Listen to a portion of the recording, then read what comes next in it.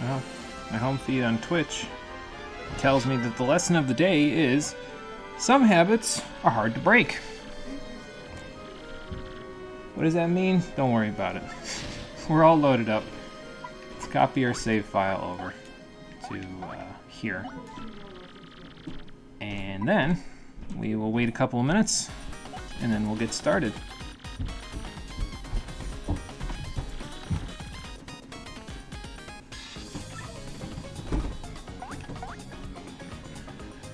All right. Notes are here.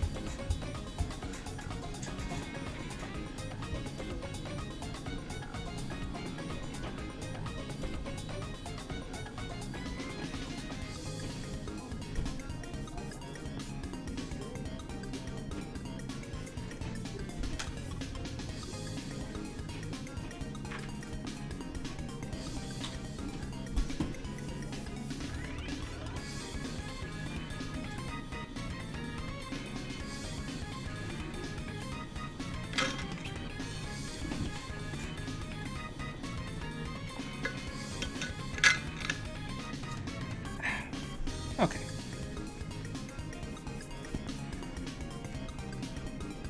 So that's that. Let's get started.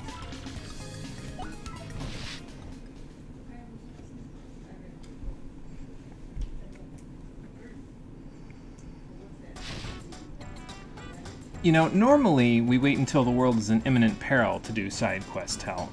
So something tells me we're a couple of chapters early in this particular outing today, but we might as well take care of them now. I'm already halfway, not even halfway through them, but I'm already midway with them, so once you start something, might as well finish it, you know what I mean?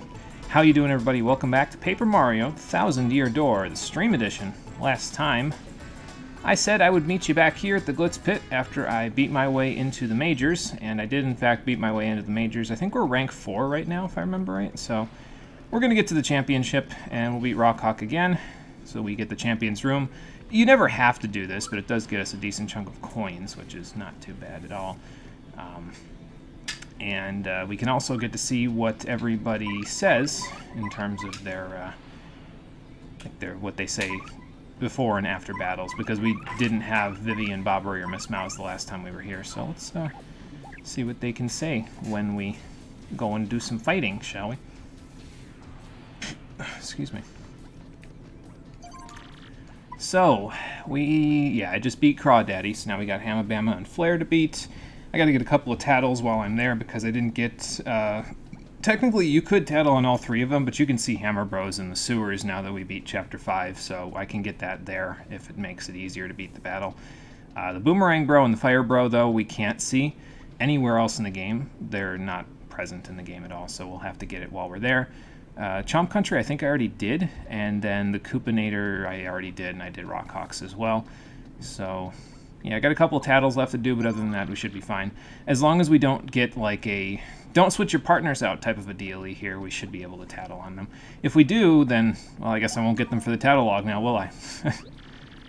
But Vivian can probably start because she's got good AoE, so. Miss Jolene, let me know who I'm fighting. I know who I'm fighting. Hamabama and Flare. What's the condition? Oh, it is the exact condition that I just said I didn't want so that I could get the tattle log. Okay, fair enough. I'm teaching them that the quick change badge is the best badge in the game, Miss Jolene. You gotta understand that part. Well, I guess it's you and me, Vivian.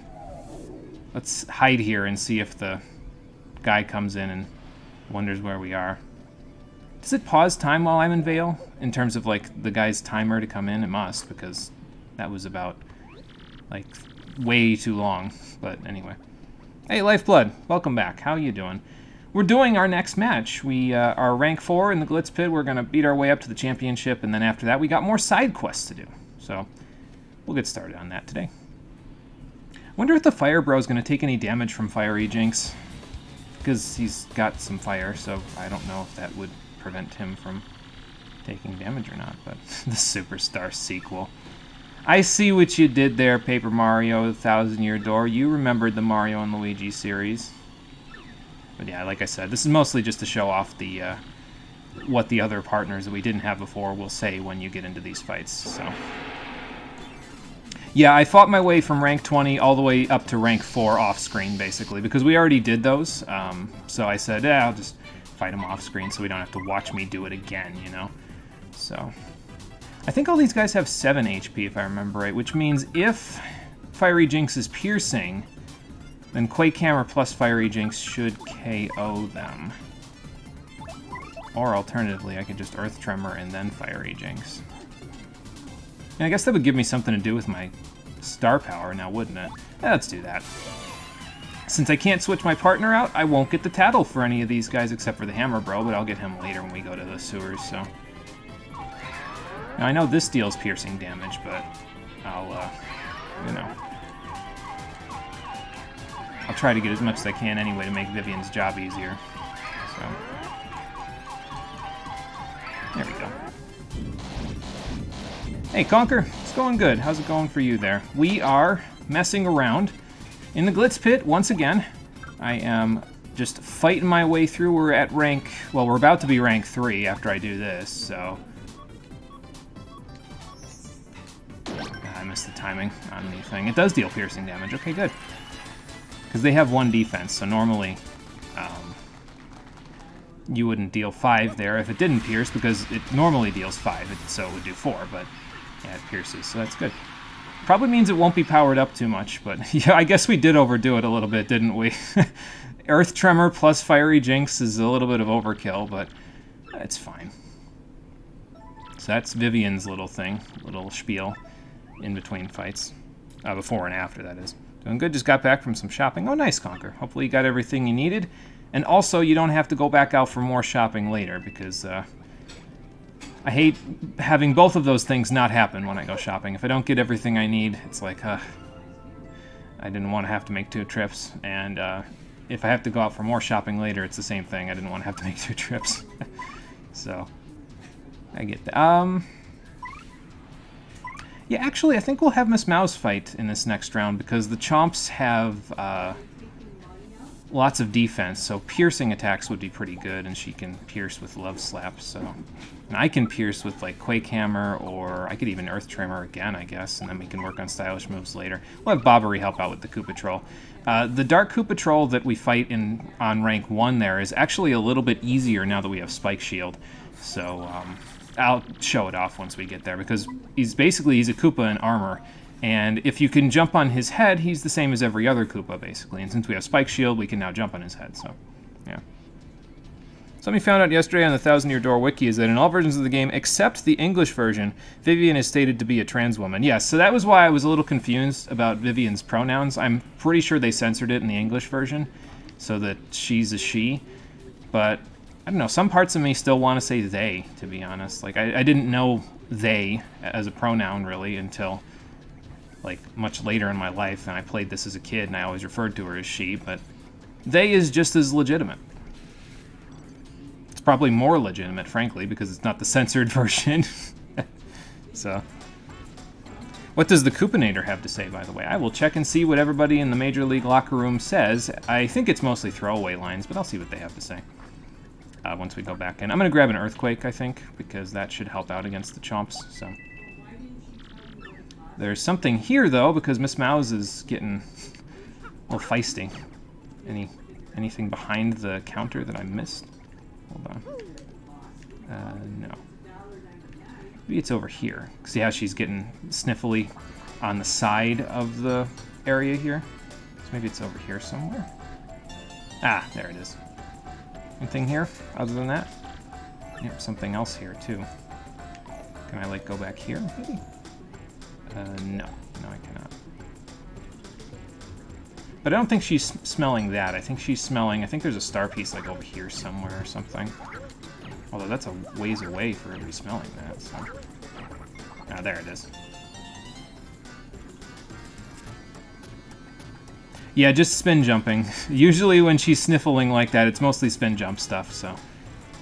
That's why I like having her out if you're looking for a whole bunch of star pieces, because then she can kind of... You don't have to look at a guide that specifically says, hey, spin jump here, you know? So, not everybody has access to the official Nintendo Power Paper Mario The 1,000-Year Door guide. I'm gonna plug that once per episode at the rate I'm going. No sign of trans in the German version? Oh, okay, gotcha. Interesting. Censored in English, take out any connotations. So maybe it's just in, like, the international... Maybe in the Japanese version, she's referred to as being trans, and then... They, I guess, wouldn't be the better pronoun in that case, are referred to as being trans. And then in the international version, she's referred to as being female. Which is weird because, as far as I'm aware, Japan isn't as accepting of trans people yet. I think they're still a little... I mean, I guess most countries are still behind the times with that, but I don't know.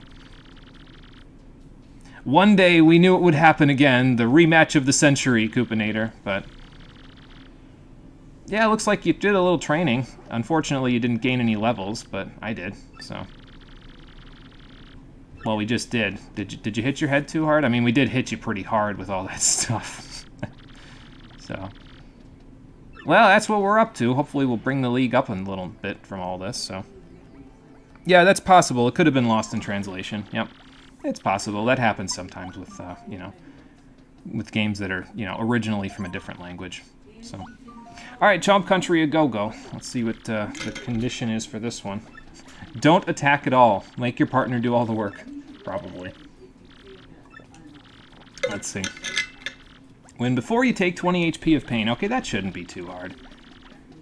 Yeah, I got it. Alright, but yeah, there are new conditions actually for the rematches, like that particular one. But there's a few other ones that are different from the previous ones, just to mix things up for your second time through, so it's not just like, oh, okay, these are the same exact conditions as before this, so. Dr. Shio, I hope I said that correctly. Hello. Welcome to the stream. How you doing? We are doing the rematches in the Glitz Pit to get back to the championship level, because today is mostly going to be about side quests. We're going to be going into the Pit of 100 Trials. We're going to be doing some troubles. Those chomps just T-posed onto the battlefield because they were definitely not moving in any way other than sliding across the floor. Oh, is it Shio? Okay, sorry about that. That's my bad. I mean, they're pretty strong, actually, but we should be able to take care of them. I will remember that it is Shio, though. So, I don't know if I can one-shot these guys with Love Slap plus Quake Hammer. They have 6, so... Well, I mean, I guess that's not a big deal, because, I mean, worst comes to worst is they both attack me on the first turn, and then I can knock them out after that, so I'll just do this, it's fine. I could probably Ice Smash and debilitate one of them, but oh well. It's not a big deal. And I could even tease them as well, but yeah, this'll work. It'll be fine. I won't take 20 HP in one turn.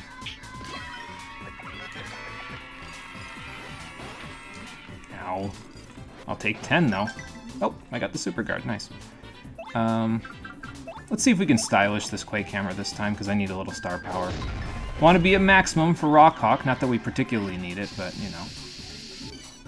Oh, good. Well, that'll make it a little easier, and so will that. Bingo! Do I just leave him there now, or like, what do I mean, he's, actually, no, he's frozen for 3 turns, I don't want to leave him there, let's get him out of there. Thank you, Arena. Not that I needed the help, but let's get him out of there. There we go. Okay, well, we got the condition. I only took 5 HP of pain, and we actually got some star points now. I was mostly getting just 1s through basically the entirety of our time before this, so... I mean, if they expected anything less out of us, Miss Mouse, they were expecting wrong. The Glitz Pit is fun. I enjoy it quite a bit, so... I am on board for doing it again. That's how much I enjoy it. Chain Chomps are never in any Mario game considered sentient, which means wild beasts are free in this arena, possibly attacking all the people here. I thought you were not allowed to... no, it was... You had... That one, the condition was I had to win before I took 20 HP damage. Worth of damage, so, yeah. We got that one. If it was don't attack at all, though, I'll be basically repeating the match, but it was... I'm pretty sure I read it as don't win before you take 20 HP of damage. So... But yeah, you're right, though. They are basically wild animals running around the arena. I mean, they do have those little spikes in the ground to keep them there, but who knows if they can, you know, get them out of the ground like they did in order to get to the arena.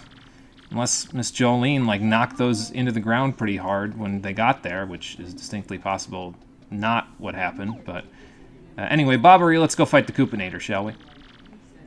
I forget if he can do damage while he's on the ground, like on his back, but I might put him to sleep just to avoid that whole problem. We'll see. Next opponent is the Coopinator, and then we'll go fight Rockhawk again. And here's another one we gotta win without taking 20 HP worth of damage, so, okay. She really likes this condition today, apparently. That's fine. Okay, so we'll see what Bobbery's lines are. And then we'll go fight Rockhawk. I'll probably have Speedy out for that one, because if I remember right, Rockhawk has 0 defense, which makes him very susceptible to Stampede. Be a man and use no sleep. But the condition, though... I mean, I don't have to use sleep. I could use ice instead, but I'm going to be jumping on him anyway. So... I guess I could use hold fast instead. That would work pretty okay. So we'll see. Maybe I'll do that instead. How late in the game did I get Spike Shield? So that was at the beginning of Chapter 5 in this one that we got Spike Shield. So, yeah, there you go. Well, technically Freeze isn't immobilized. They're a separate condition, but I know what you're saying, and I'll do my best to avoid it. If it starts getting down to the wire, I will use some other tactics, but yeah, I'll try to avoid using that stuff, so... oh, okay. I don't know the timing for Hold Fast, in case you were wondering, because I basically never use it. So, incidentally, though, you can pretty much immobilize this guy just by doing this, so... Yeah, now he's on his back, which makes him a little easier to deal with, because, well, there ain't a whole lot he can do from there, except maybe spin on his shell. We'll see. I don't know if he can actually do that, so I'll just do this instead.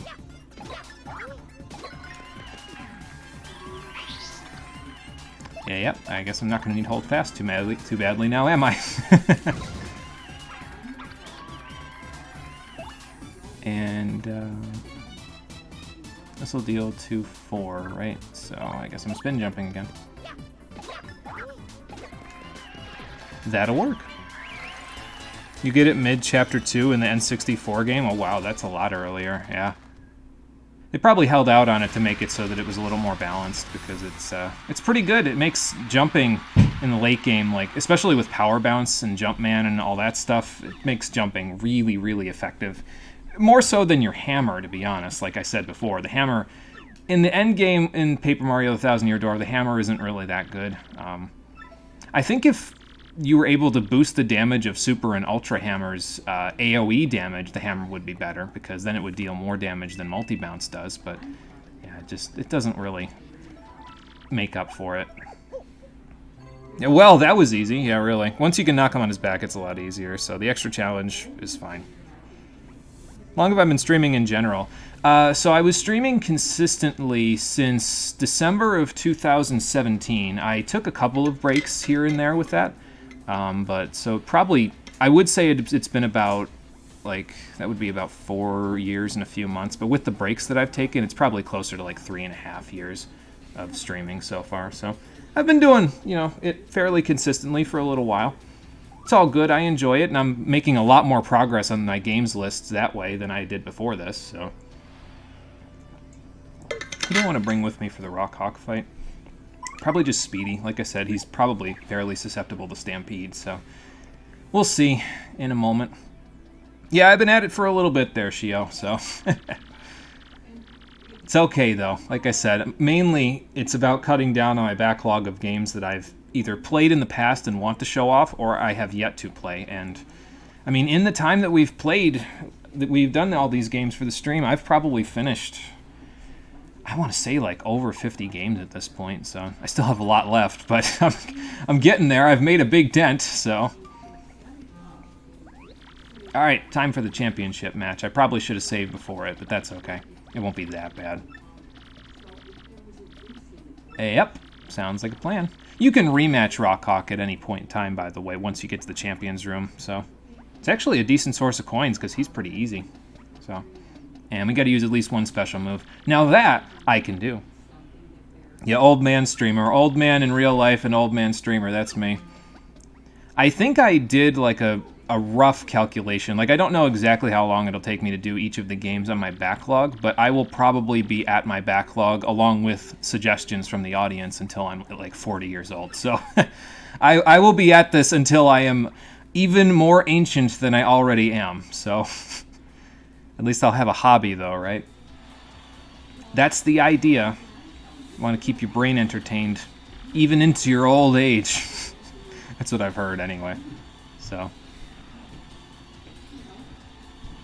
Lifeblood Extra Challenge. Use only one special move. Only one? Okay, well, I probably only need one, so, yeah. I beat my way up through the ranks a lot faster than I did last time, probably because I leveled up a little bit, so. Man, the reception in the room is a little bit icy for Rockhawk this time, isn't it? You've been streaming since October, so you're a baby compared to me. That's okay, Shio. It's important to take that first step, and once you do and the bug catches you, that's when it's kind of hard to let go of it, you know.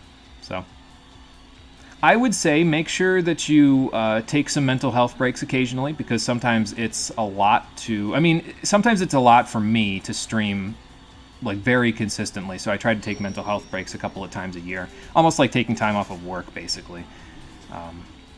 And it depends on how often you stream as well. So if you don't stream too often, like maybe if you only do it once or twice a week, I don't know your situation, but do it like once or twice a week, you're usually okay. But once I start getting into 3 to 4 times a week, I need a break sometimes. So that would be my recommendation, is know your limitations and take a break if you feel you need it. So thank you. I appreciate that, Shio. I've been doing this for a while because I did YouTube stuff before I like YouTube videos and other stuff like that before I did live streaming. So it comes very naturally to me now. It didn't originally, but in between all of the live streaming I did, I also have like 6 years of work in customer service. So I've learned very easily in the last decade how to talk to people. So it comes a lot easier to me than it used to. It used to be a lot harder. But now it's like second nature. So there's only one champ. Yeah, and who's that?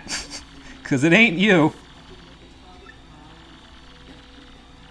I did, actually. Probably, again, because I leveled up. So you're at 3 times a week. You have variety to keep yourself entertained. Well, that's good. It's always good to have a little variety. I like to play one game at a time when I'm doing it. So it's just different strokes. You know what I mean? So I just like getting stuff, one thing done at a time, and then I'll move on to a different game that's not in the same genre as the one I just played usually. So, but again, it works for whoever does it. You got to basically know what works for you, and the best way to figure that out is to experiment a little bit. And you're still in the early stages of doing it, so jump man. I mean, I might as well be, but you're in the early stages of doing it, so just do what feels right for you. You know, you'll get an idea of what works best for you the more you do it. So. Everything, it takes just a little practice, that's all. I mean, do you even have to ask that question, Jolene? Take us in. That wasn't a bell, that was a gong, but, you know. Just do what you feel like, and that's probably the best way to do it, honestly. Shouldn't try to do things specifically because people ask you to do it. Just do what feels best to you because it makes things feel the most natural, you know what I mean? It doesn't feel like you're trying specifically for something else, you know? You're doing it because you like it, and that's where you should start, I think.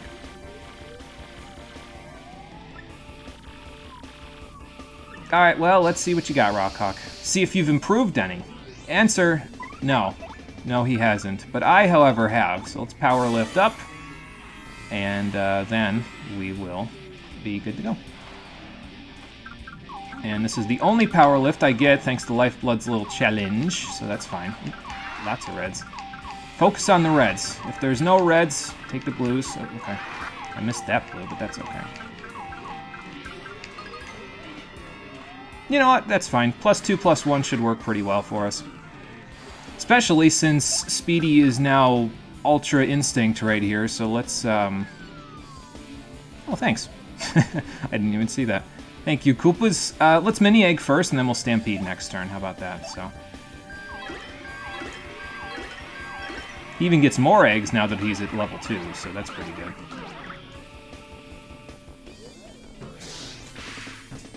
And that only does 1 damage now, so good. Very good, very good. I'm just going to Spin Jump. I don't think we even need to bother with Sleep, so... There we go. Alright, Speedy, show him the power of the Yoshi Horde! This is basically a summon spell. As you'll see right about now. Look at all the Yoshis! Damn, that did 9 damage. Not bad at all. Nah, if he was going after Mario, I might have super guarded that, but he was not, so that's unfortunate, but you know. Oop, missed the timing. That's okay, though. I still have 1 turn of this, so, yeah, just ground pound, it's fine. Get him, Speedy! You got this.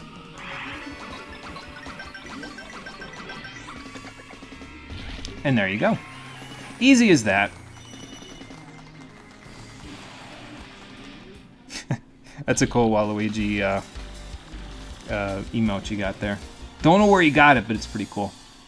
Our Yoshi's name is Speedy, because whenever someone says the word Gonzalez, all I can think of is my childhood with Looney Tunes. So I named him Speedy because the combination of Speedy and Gonzalez is too hard to pass up if you've watched any Looney Tunes. So you, in fact, did get rocked again, so go back to the major leagues where you belong.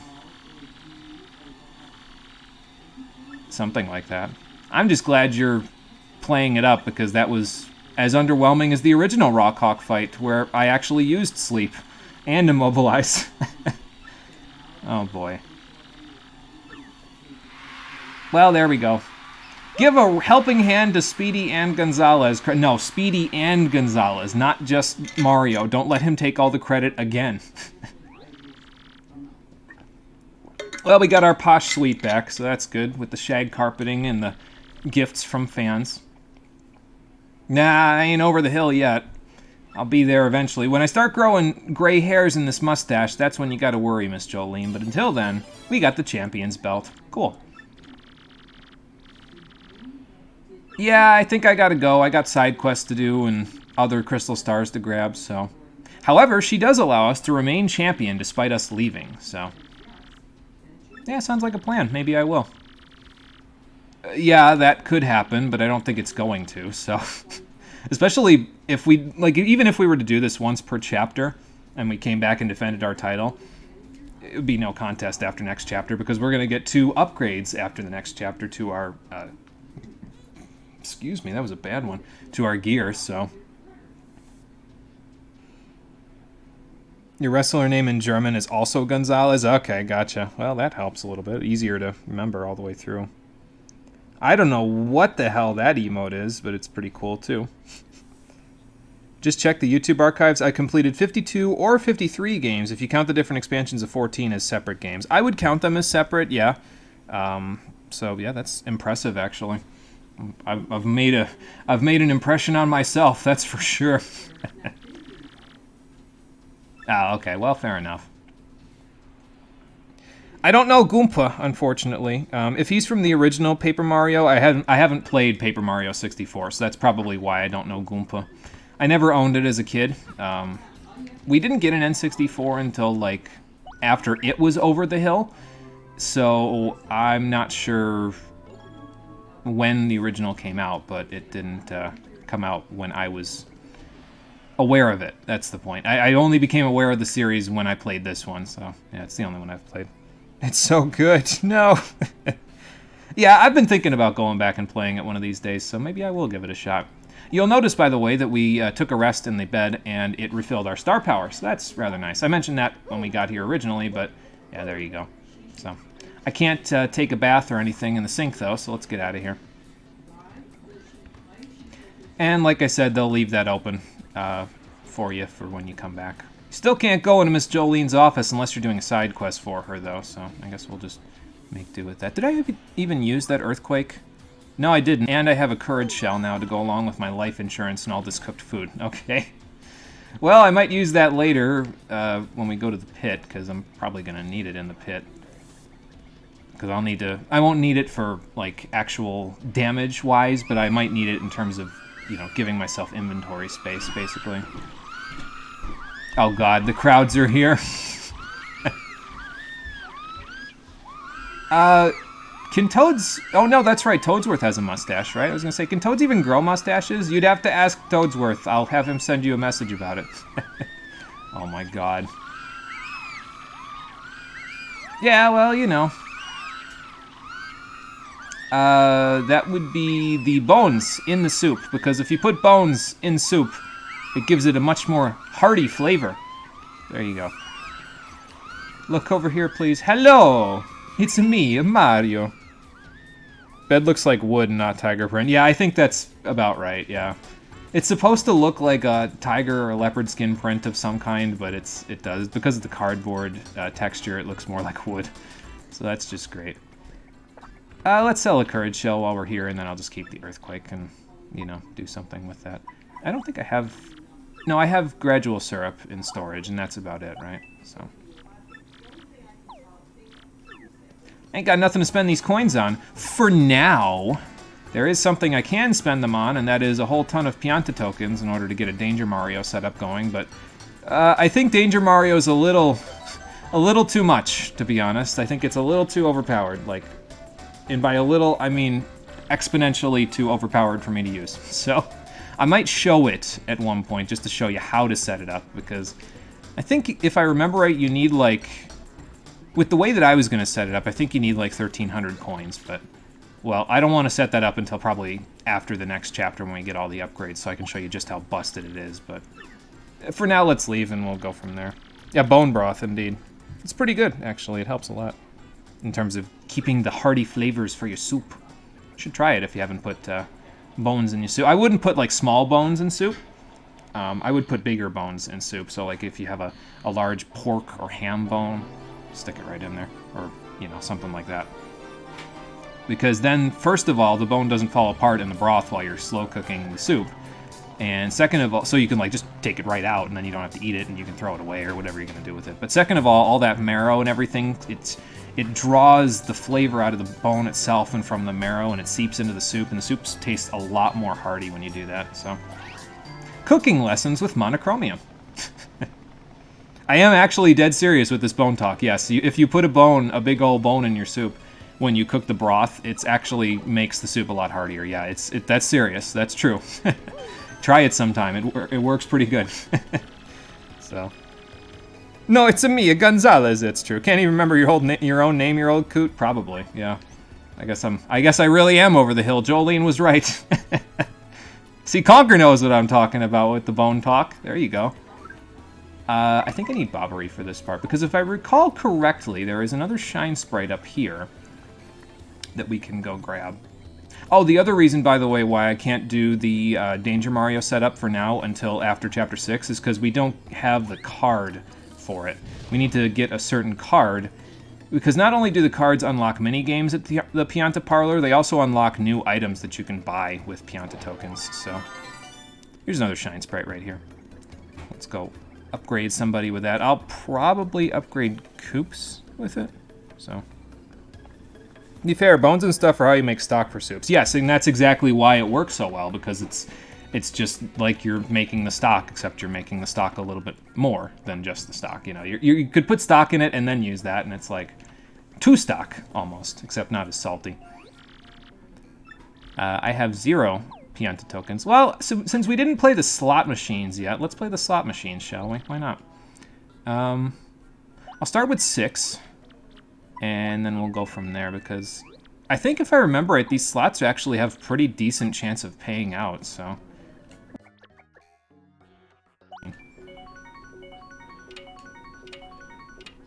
Well, it's not that decent of a payout chance. If we had gotten 3 7s right away, it would have been really funny, but, you know. Okay. Trying to press it, like, you know, there's that sound effect that's happening when it's going and scrolling. Trying to press it at the beginning of each of the sound, like when the sound effect rolls over and starts again, that's when I'm trying to press the button. So. I'm a little late on my timing, though. Okay, one more time. Well, I ain't got no Piantas, that's okay. I needed to burn my money anyway, so. There we go. Alright, let's get some cake mix, and then we'll get our gradual syrup out of storage, and we'll go from there. I'll just cook it up because I got it, so I might as well. Or actually, I'm not sure if I do have it. I might and I might not. I haven't looked at my storage, so... let's go look, though, because there's a shop right here, so I can go look. Yeah, spam the A button. Yeah, I could do that, yeah. I also heard online that you could listen to a metronome at a certain BPM, and it would let you get a payout more often. I think it's total bullshit, though, if I remember right, but I don't know. So, well, I got 1 item in there, so it's probably a gradual syrup. Let's see.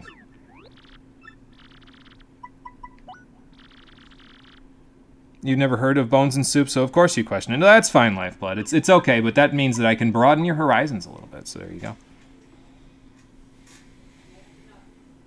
Yeah, the first one, I think that they have, like... Basically, it's not the same pictures on each slot. Like, each slot has a different... The pictures aren't in the same order on each reel of the slots, basically. So, like, the Dons are in certain spots on the first slot, but they're not in the same spot on the second slot or the third slot. Same with the 7s and the stars. So it's not like a rhythmic timing. You'd basically just have to get lucky. So, all right, well, we'll cook that stuff later when it's actually pertinent to do. But like I said, we got another Shine Sprite, so let's go use it. Because we have 3 now, right? Yeah, we got 3 again. Okay. And then we will we'll go start working on the trebles that we need to do. Because there's 3 that we need to do. One of them we can actually do while we're doing the prologue to Chapter 6, because it's more convenient to just go do it then. The prologue to Chapter 6 has us going back to Keel Hall Key for something anyway, so, and one of the troubles takes us there too, so I'll just, you know, do it all at once, kill 2 birds with 1 stone, you know. Lifeblood says Vivian for the next upgrade. I was thinking Coops, because 15 HP at this point isn't really going to cut it too well, but I really only need him for Shell Shield at the moment, so I might... I could see Vivian being the next one. Infatuate isn't that great, but the HP and the attack power would be pretty good for her if I did, so... Ah, what the hell. Ain't gonna hurt me. Let's upgrade Vivian next. Merlin, power up my Resident Shadow Siren for me, please.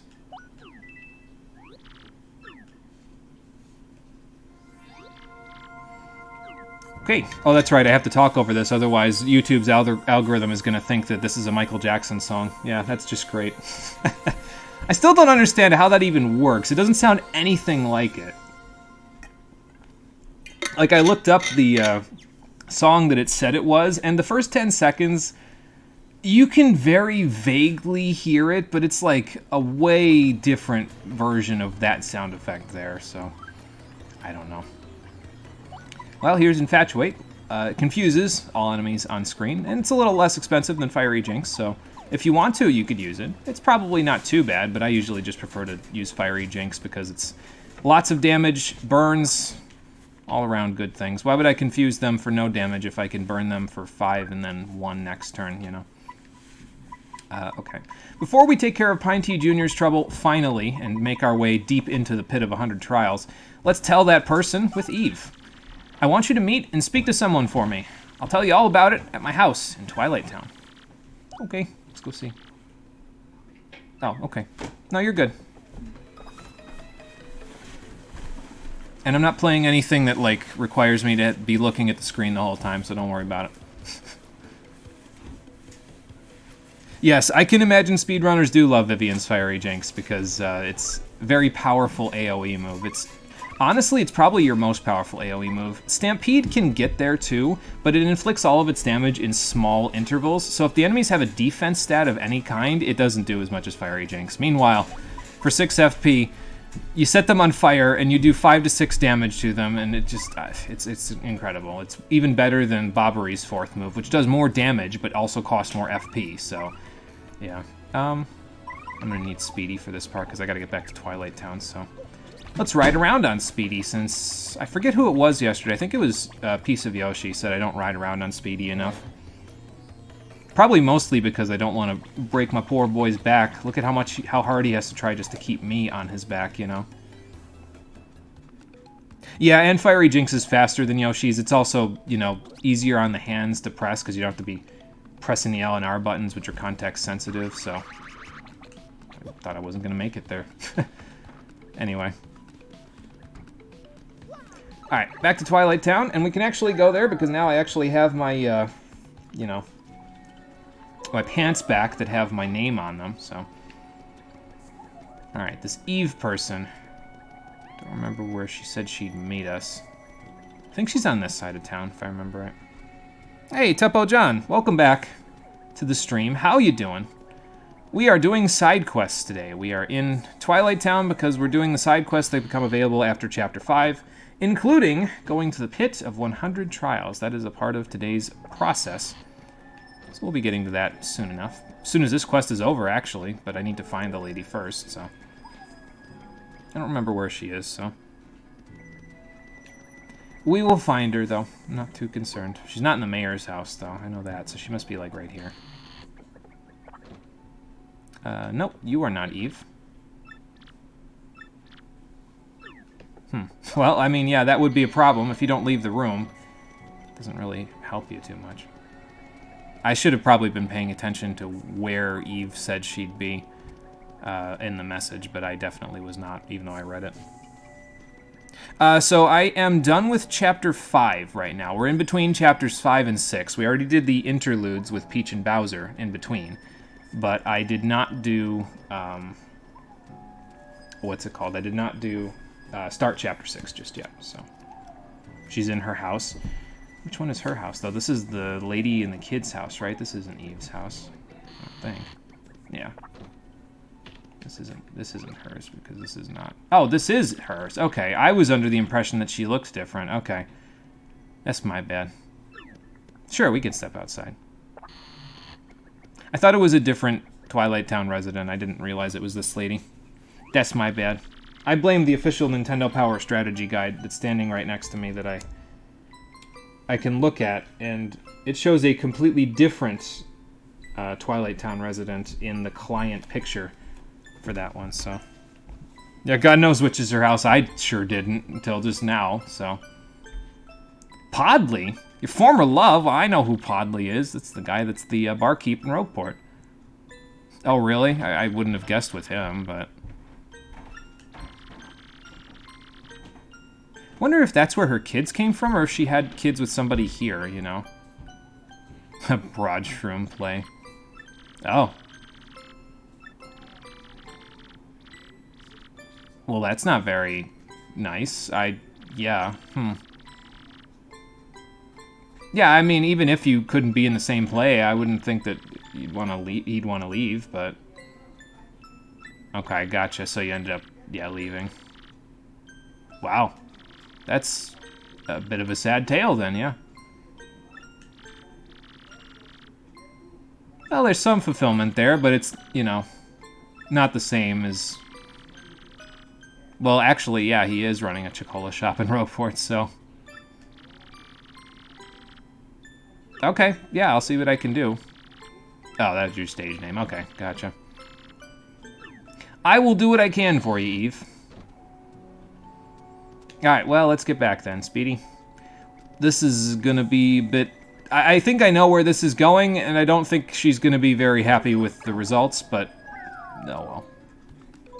What else can you do, right? All we can do is try to help her. Do I fight the enemies up here now? I guess I could. I think I'm gonna need Goombella out if I'm gonna fight them, though, because she's got a tattle on them. Hello. Ow. God, you hate fetch quests. Oh, that was too early. And he's got a repel cape, too. Okay, well, I guess I gotta jump on him. There's just a regular Koopatroopa with him. Alright, now don't miss your tattle. I don't think tattle can miss, now that I think about it, but... I guess we could have found out there. So that's a Koopa Troll. Koopatroopa who protects himself with spiked armor. Max HP is 6, attack is 4, defense is 2. Attacks with its shell and with its head. And sometimes charges up for a fierce move. Plus, if you take too long to win, it'll call reinforcements. Yeah, sort of gnarly, huh? It's not one of the worst of Bowser's guys. Koopatroopa's dream of being Koopa Trolls, which would explain why the other guy's with him. Hey, and by the way, what do you think Bowser's doing now, anyway? Eating? Yeah, probably. Ow. I blame the mist for not being able to super guard that one. Anyway. Just do one of those. Knock them both on their backs, and then... I don't know why I decided to spend the 1 FP there, but whatever. I'm not real concerned about the Koopa Troll now that he's on his back, especially if I'm gonna miss, so... you know, it's fine. Now I'm good to go, I guess. The repel cape could have been a little bit nasty, but, well, Spike Shield wins again. I'll get out of here. That Koopa's there for moral support. Yeah, pretty much, yep. No moral support to be had around here anymore, though. Didn't even give me any experience. Oh, well. We're working our way up to level, what would that be, 18, I think? Yeah, it'd be 18. Which is where I want to be for when we get to the next chapter, but we'll see if it works out. Oh, hammer, bro. Probably should have tried to super hammer him, but it's kind of hard to charge up a super hammer and use it in the field unless they're like really slow moving, like those bulky bombs. So now I can get the hammer bro tattle before I accidentally knock him out. Let me spin jump the Koopa Troll though. There we go. Good damage. Goombella, if you please. Koopa was there interning and, or shadowing the other one. I could see that being a thing too, yeah, actually, because they dream of becoming one, so... maybe it was bring your little brother to work day or something. That's a hammer bro. You know him. He throws hammers, hence the name. Max HP is 7, attack is 4, defense is 1. When his HP drops and he thinks he's in trouble, he'll toss a hammer barrage. Nothing about these guys has changed. They're as tough as ever, so brace yourself. Dang, this book always skips the important stuff. How do they carry endless hammers? That is an important question, and we'll never have the answer, Goombella. Ow. Oh well. Just because we don't have the answer doesn't mean I can't... you know what? I don't even need that. I'll just do this. It's fine, because the other guy's not getting up this turn, so... and then do this. Probably just first day on the job with something too, but you'll stick with moral support. I mean, I think either one could be the case. Could even be both, honestly.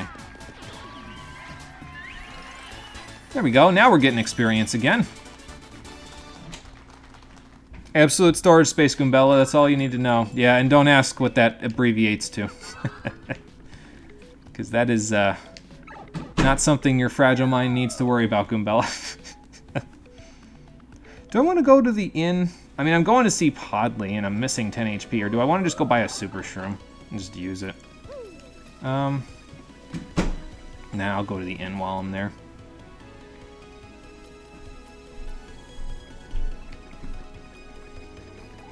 And it won't matter too much with the coins. We've got a bunch of badges that I can sell if I really need the cash, because there's ones that I know I won't equip that I can sell. So, yeah, well, speaking of drama, yeah, you kind of walked out on your old love there, Podley. I heard about Eve, yeah. That's a lot of ellipses. And even more. I'm collecting them now, apparently. Oh, no? That was a long pause before telling me you don't know them. I guess I could pass the message along, sure. Alright.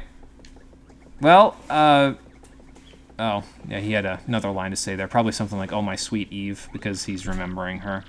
And realizing the time that could have been, but he knows that their time is not going to happen ever again. So, how's it going, Flavio? Arya, who overtook you? Oh, yeah, I guess that would cause some problems now, wouldn't it? Well, anyway, let's head up here. We'll go to sleep for 5 coins. I think that's how it is. Yeah. And then we'll go back and we'll see Eve. And then we can finally help Pine Tea Jr. with his dad. And honestly, that might take the rest of the stream because there's 50 floors of pit to get through. So, yeah. Alright, sounds like a plan. Off we go. Shouldn't need to heal between then and now if we do this right and we don't get blasted by a bunch of enemies along the way as well. And we should have enough healing items, too, from what I've got in my inventory, right? Let's see. Yeah, that should be good enough. With Flower Finder and Sweet Treat and Sweet Feast, it shouldn't really be too hard to get through the pit, and there is a save point right there just in case we mess up somehow, but... Excuse me. It should be fine. I don't anticipate it being a big problem. There are a few new enemies in the pit that we haven't seen before that are exclusive to the pit itself, but at this point, most of the enemies that we'll fight in the pit are basically enemies that we've seen in previous chapters. The only exception to that will be some of the enemies on the 40-something floors, because those ones have a few enemies from Chapter 5 mixed in with a few enemies that we'll be fighting in the next chapter as well. So, but they shouldn't be too much of a challenge. We should be able to handle them where we are now. Eve, I got some bad news for you. Yeah, no, tell her the truth. It's probably better for her. It didn't sound like forgetting about you. It sounded like he wanted you to live your life instead, so.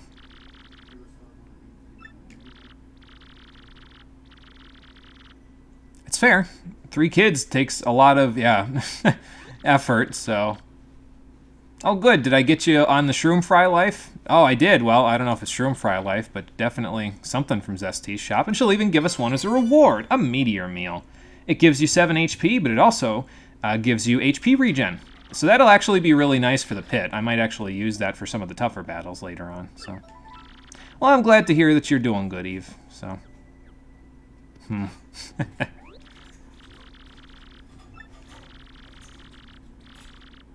sounds like a plan.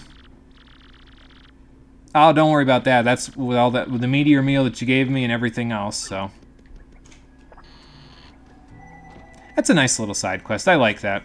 It ended pretty nicely. I don't know why, but the kids saying, "Mommy, why are you crying?" It always sort of, it hits me right in the heartstrings, you know what I mean? So. Hey, Amarella, how's it going? It's going good for me. How's it going for you? We just did some side quests, and now we're going to go do a few more. Well, we did a side, well, 2 technically side quests, because we did the Glitz Pit revisit, and then we did a trouble. And now we're going to go do another trouble. But this trouble will be the longest trouble, second longest actually, or rather tied for the longest trouble that we do in the game, because, well, we got to go into the pit, and the pit will take a long time, so. By the way, there's another section of the Rogueport sewers on the west side that we have not explored yet. It's in that pipe that was next to the one that just took us back up to the streets there. We haven't gone and explored it yet, though, because you need an upgrade that we get in the next chapter in order to fully loot that section. Actually, 2 upgrades that we're going to get in the next chapter that in order to fully loot it. So I'm going to wait until we have everything we need to properly loot it 100% of the way, including like all the shine sprites and everything that are down there. So once we have all that stuff, then we'll go loot it. And then that'll give me an excuse to go check it out, too. This one with Goom Goom is the one that takes you back to Keelhaul Key, so don't worry about it for now. We'll do that one when we're getting ready to start Chapter 6. But for now, let's finally go help Pine Tea Jr.'s father. Oh, my dad is in a world of hurt down there. Please, you gotta help him. I'm waiting at the entrance to the Pit of 100 Trials beneath Rogueport. How the hell did you get there? Not only are the sewers a dangerous infestation of monsters, but also you need paper mode in order to get there from the other side.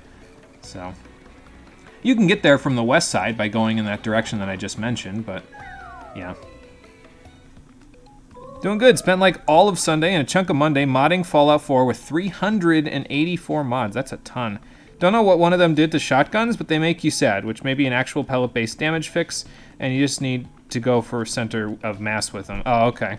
Why do they make you sad then? Are they too OP, or do they not do enough damage? Like, what part of it makes you sad? Or is there like a sadness debuff in the game? I don't think I could...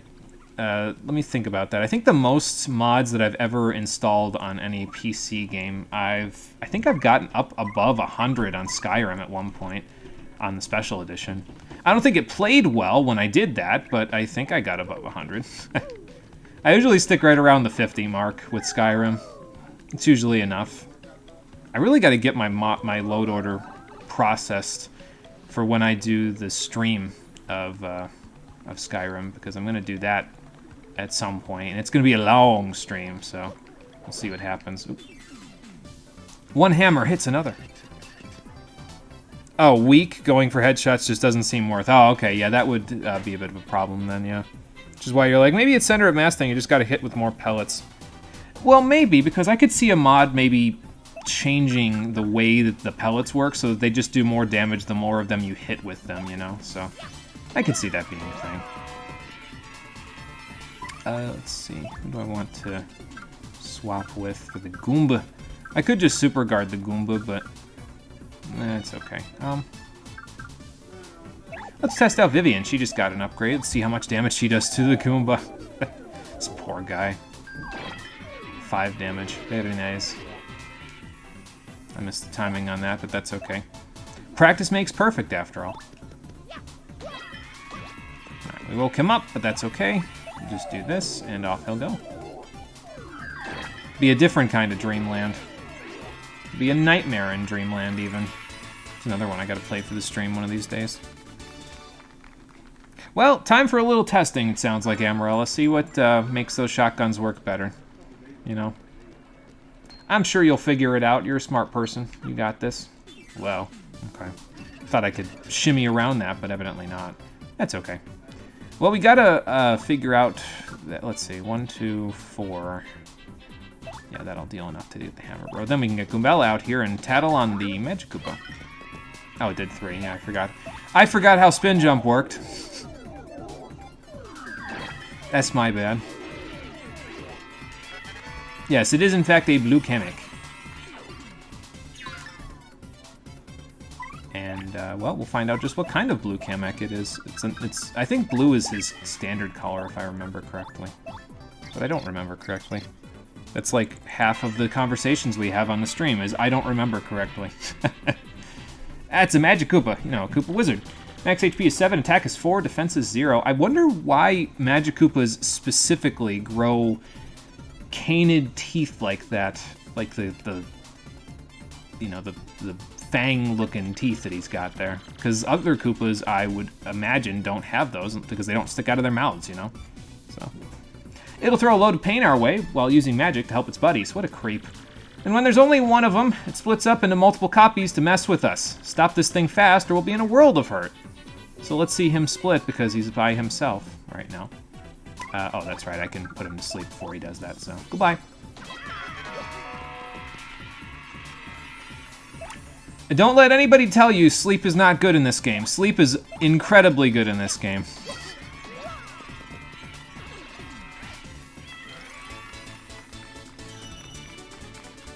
Could be true, yeah, that's a good point, actually, because he has 0 defense. And Koopas normally don't have 0 defense, so it could be a side effect of his magic, yeah. That's a good point, Lifeblood. Sleep is bad. Don't worry about it. Sleep is bad because it makes the game too easy. There you go. That's your reasoning for why sleep could be bad, because it makes the game too easy. I will accept that answer. Alright, well, we could take the... Crystal Star back to the 1,000-Year Door now, but let's fly directly over top of it. And not do that. And go to the pit instead, because I have side quests to do. Sorry, Crystal Stars, you'll have to wait.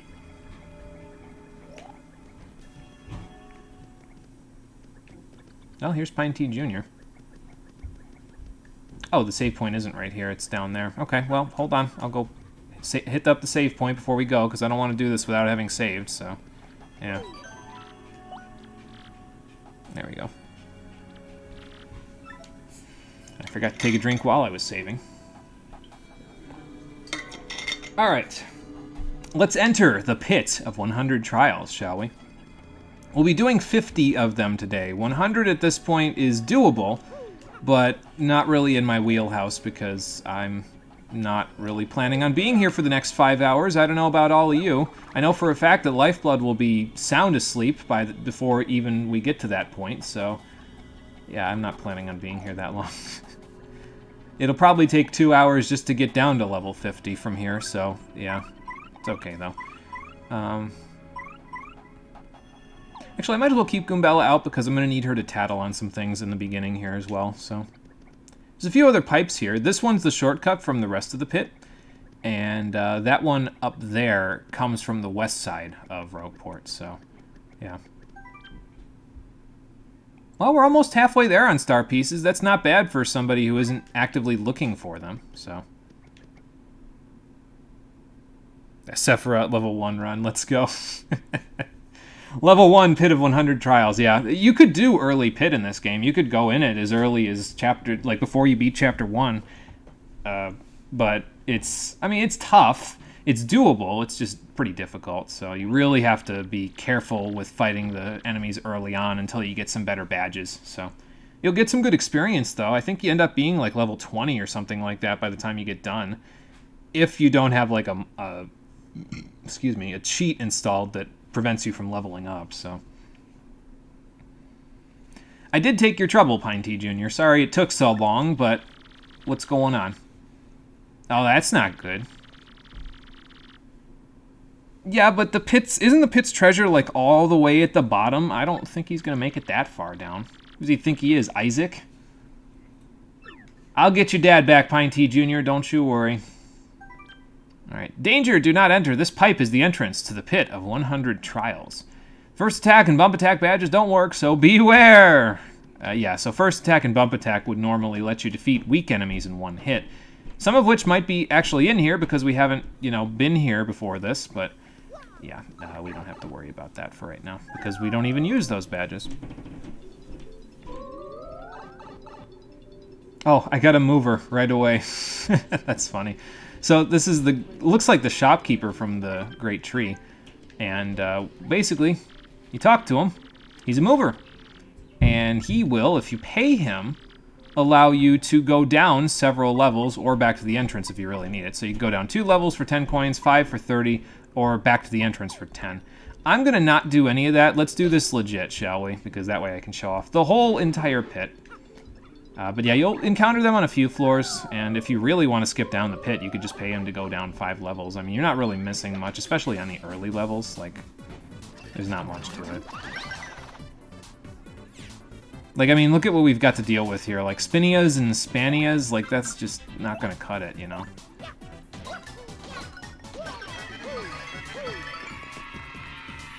We can take care of them very easily at this point in the game. Yeah, I guess I'm power shelling. We should get back enough flowers anyway. And if we don't, well, that's what we have items for, so... And, sweet treat. Important question. Ice and water separated elements or together as one element? I would probably separate the elements, to be honest. I think it's... I would say they're 2 separate things. So, but... It could go either way, I think. I don't think I'm going to need this Fright Mask, actually. It's a good item, but I got all this other stuff that I've already got in case I need something, and I don't need something for this particular jaunt, so... Yeah, I'd probably separate them, even though ice is water, it's just frozen. In a fantasy setting, I could see it being 2 separate things, because you use them for 2 separate things, So a fantasy writer might say, no, you know what? Let's make those 2 separate things.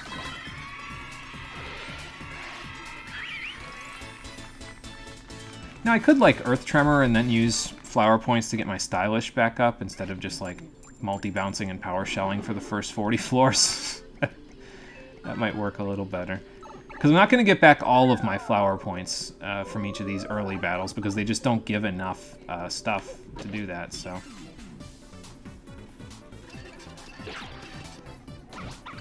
Yeah, I mean, like, we're fighting dull bones at this point. Like, this isn't chapter 1, you know what I mean? Well, oh, okay, hang on. Speaking of dull bones. Get him out of here.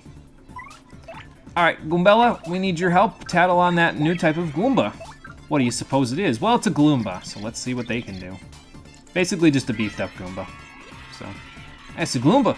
Likes dark, damp places like the Pit of 100 Trials. Max HP is 7, attack is 3, defense is 0, so yeah, souped up Goomba. Stronger than normal Goomba, so be careful.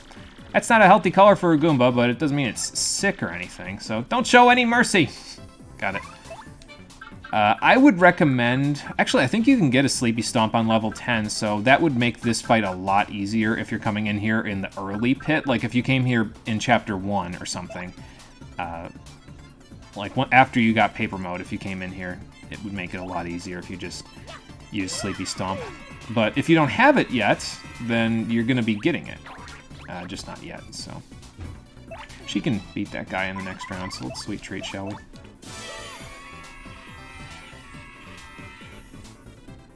I'll show off Sweet Feast eventually. We don't quite need it just yet, so... Oh, God.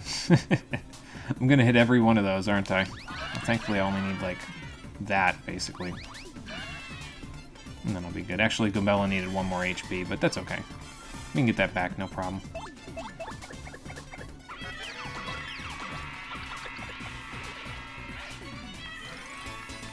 And I hope you get used to me only getting 1 star point, because that's probably going to be the case for the next, quite a while, actually. Probably until we get to the 40-something floor.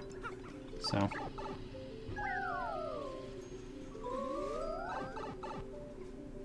What we got? Fuzzy? Yep. Yeah, I was a little early. That's alright. Because this ain't a whole lot of anything. Ooh, honey syrup. I don't think I can use that, though, right? Yeah.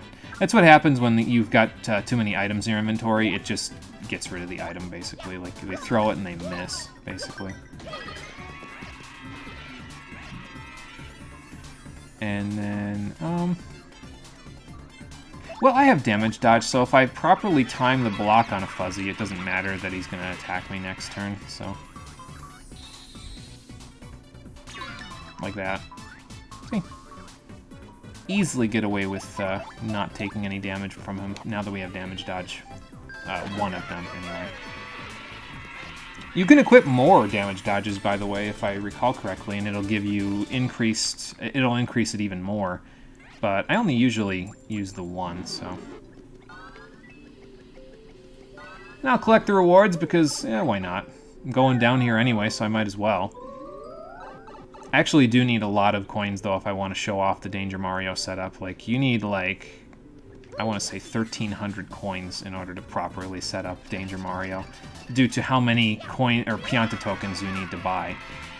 So, I guess I'll just do this. This one's easy. I'm going to be saying that for the first 40 floors, though.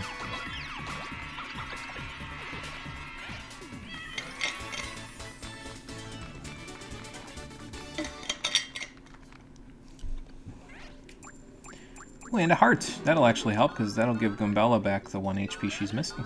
There you go. I should bring somebody else out besides Goombella, though, because I don't think there's any other enemies to tattle on down here at this point. I think it's like 1 new enemy to tattle on per area, basically. So, yeah, bring Bobbery out. Oh, okay. I figured he was going to go a little farther. I forgot how Spinias work, evidently. Okay, just Sleepy Stomp this guy, get rid of the Spinia, and then we'll be good to go. That's one thing I really like about Bobbery specifically. It's something that I can definitely give him credit for over some other partners, even though he's not, like, my favorite. His action command for bomb is just so simple, you know? It's just hold A, that's it. There's nothing to it. There's no timing, nothing. Just hold A and then release, and there you go. So, it's very brain dead. My lizard brain thanks me when I use Babari's attacks, so... Aw. I don't even know if you can spin jump an enemy in a first strike, to be honest. I don't know if the game's programmed to allow you to do that, so...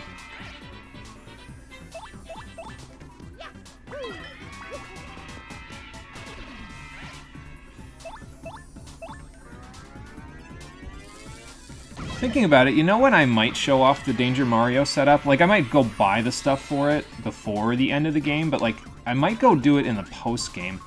Because we're going to be coming back to the pit for another trouble that only unlocks after you beat the game.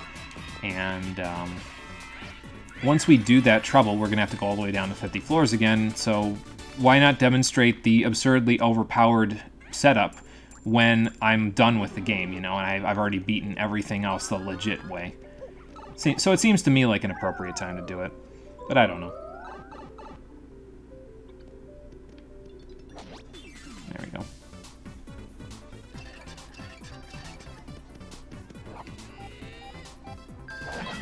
Sorry, I'm trying to catch my, check my dropped frames while hammering. It's not exactly the easiest thing to do in the world, but there you go.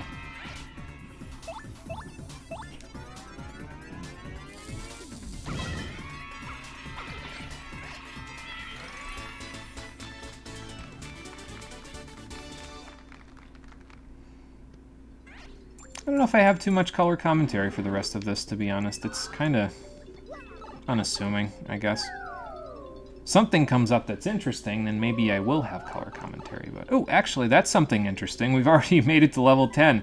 We're 1/5 of the way there, and we're more than halfway to Pine Tea Jr.'s father, so that's cool. What's inside the big chest? There's your first, well, supposed to be your first Sleepy Stomp in the game. I went and bought mine, but, well, if you need another one, there you go. What you do, by the way, if you equip a second Sleepy Stomp, that's not the badge button, this is the badge button.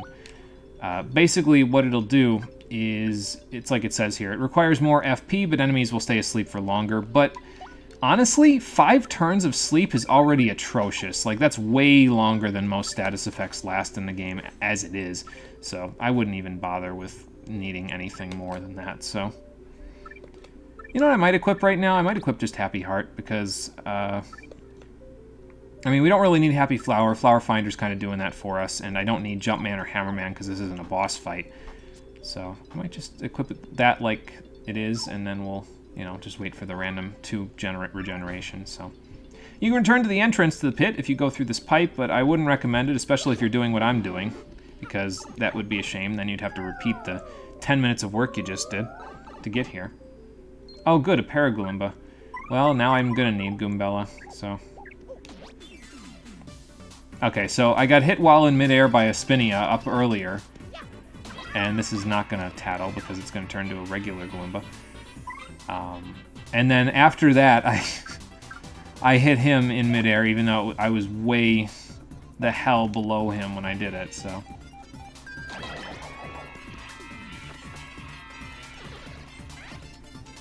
Ain't gonna use no Fire Flower on me, sir. That's not gonna work. I wonder... if... I mean, I could just Power Shell. It's fine. I was going to say, I wonder if Fiery Jinx would work, but... I mean, Power Shell is less FP, and I know it'll kill them because they only have 3, so... 3 HP left, that is. Well, in a few levels, we'll gain a star level. It just, you know... It's going to be 1 star point at a time. I was going to say, we don't have room for this, do we? Yeah, I got Fiery Jinx. I don't think I need a Fire Flower anymore. Alright, Conker, see you in a few minutes. Go get yourself some food. Is this guy even going to see me if I Super Hammer? No, apparently not. Well, I think it's just the one that was in Boggly Woods, so it shouldn't be, like, too big of a deal. I think I just Quake Hammer and they're dead, so... Actually, I just regular Hammer and they're dead. So that's a good thing. I'll Quake Hammer anyway, though, just for the hell of it. Keep my brain entertained while I'm down here, you know? Sometimes that's why I do stylish moves as well, because I'm just trying to keep my brain entertained while I'm doing this. Either that or I'm practicing without thinking about practicing, so... Ooh, actually, I just thought about this with the coins that we're getting. We should go back and get another curse before we go do Chapter 6, because the curse ran out in the middle of the last chapter, so... Oop, okay. Thought I was turned around there. Ah, well. Yeah, Super Hammer and Go-Go. Like I said, it has its uses. Why did that do 3 to them? That's interesting. I didn't know that, huh. Yeah, I don't know why that did 3. Normally it does less than that. Maybe I'm hitting it... I hit it too early previously, and now there's the 1. I didn't... I hit it on perfect timing there. I don't know. I need to do more experimentation with Super and Ultra Hammer, because I definitely haven't done enough, so... Now I have spoken of your struggle when you do things just to stay awake. Yeah, that happens. Sometimes it's tricky to stay awake, especially if you've eaten certain foods that get you a little sleepy during the day, so I can relate. And hello, Marie. How you doing? Welcome back. We're doing the pit of 100 trials right now for trouble. We got to get down to floor 18 for Pine T Jr.'s dad. We're also going to go all the way to floor 50 because there's a certain reward that I want to grab down there. So that will make our inventory troubles of the past, or rather, our inventory troubles a thing of the past. There we go. But first, I gotta tattle on this Paragloomba. It's a Gloomba with wings. Max HP is 7, attack is 3, defense is 0. It's like a stronger version of a Paratroopa, and maybe that's all there is to it. Actually, it doesn't have defense, so it's not even a stronger version. Wonder if living down here ever makes its wings moldy. That would suck. Yeah, ugh. It's too gross to even think about. Ugh. I wonder if Goombella could ever upgrade into a Paragoomba. Like, do they just strap the wings on, or how does that work exactly? Or are they like a part of its anatomy and I'm just like ripping them off when I jump on him? Goomba lore! I don't know how Goomba lore works. Flurry, give him a body slam. Probably Flurry's going to be the last character that I upgrade to star level, Shine Sprite level 2, because honestly, she really only needs lip lock. And if she can, you know, guard and lip lock when I need her to tank, that's good enough for me, you know. It'll either be her or Bobbery, because Bobbery's last attack just, it doesn't really, I don't really like it. It's very powerful, but I just never use it, you know. It ripped Cloud. Yeah, that Cloud didn't really stand much of a chance. The enemies in here are the enemies that we were fighting in the Boggly Woods, so there ain't a whole lot to them. At least some of the enemies in here. Like I said before, there are some enemies that are exclusive to the pit that we're fighting in here as well, but yeah, not all of them. Let's see, that would do 2. So not quite enough to get rid of the Gloomba. Get rid of the Piter this way, though. There you go. And then... actually, Speedy might be able to get rid of this guy with Ground Pound because of the fact that he's level Star or Shine Sprite level 2. I keep wanting to say Star level 2, but that's not right. So, yeah, almost. I was gonna say if I time the Super Guard right, I'll get him right away, but I did not. So, go get your mail and some chips. Need something salty. You don't feel like popcorn will do it. There you go. Go grab some chips in your mail then. Sounds like a plan, Marie. We'll see you in a minute. Yeah, there ain't really a whole lot going on this stream. Like I said, we're doing side quests until we explode, basically. Alright, this level, I'm going to grab HP. And actually, for the next few levels, I'm only going to level either HP or FP. Although, it's only going to be for 3 levels. Basically, after this, we're going to upgrade FP to 30. And HP to 35, and then after that, I'm only going to level badge points until I get those to 45. And once we get that, we'll be at level 25, and that'll be basically where I anticipate we'll be beating the game, so... Because we don't have too much further to go. We got a couple of chapters left, and then the end game, which is basically just the final dungeon, so... We're approaching at a fairly rapid pace. If we keep doing each chapter in 2 streams, and then we do a bonus episode, it'll be... well, it'll be 18 streams because this is going to take 1 full episode to do this particular section that we're doing here today, so. But yeah, once you get Sleepy Stomp, these Gloombas are a lot easier to deal with on these levels because they are very susceptible to sleep, from my understanding. I don't even know if they have any resistance, so... If you're doing an early game Pit of 100 Trials run, works very well. Hell, the stage scenery doesn't even wake them up, as it turns out, so that's good. Excuse me. I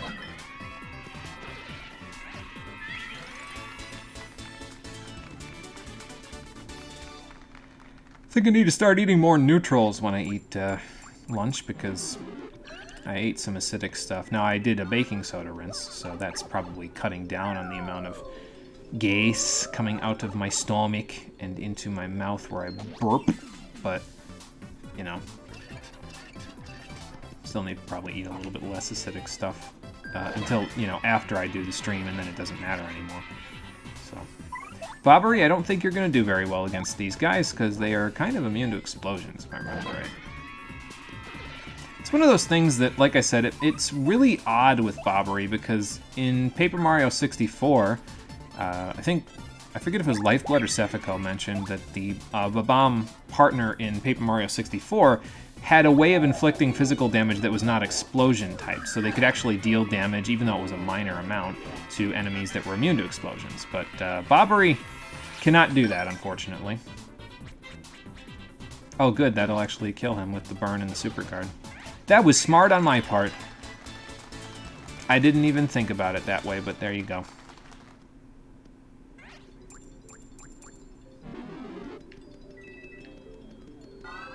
Why is water so hard to find?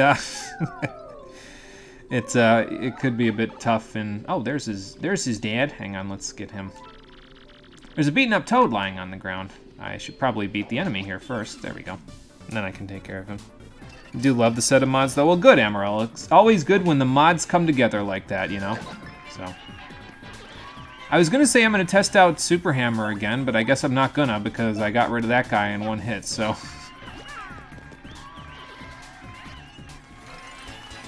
I don't know. Like I said, I really need to test Super Hammer more because I'm trying to understand why it did 3 to those Pokies before this. I don't know. We don't have room for that Vampire Fang thing, do we? No. Okay. Sir, are you okay? Wake up. Yes, I did, actually. Your son posted a trouble on the trouble board.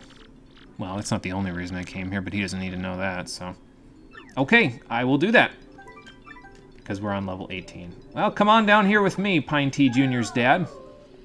So now you got to get him to level 20. And once you do that, he can take the little exit out and go see his son again.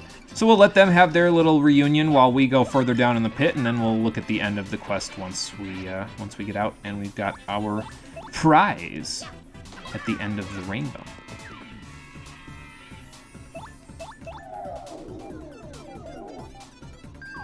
Try to use a whole bunch of partners while I'm in here. I'll try to use all of them, frankly, because, like... Yeah, I mean, there ain't much to these battles.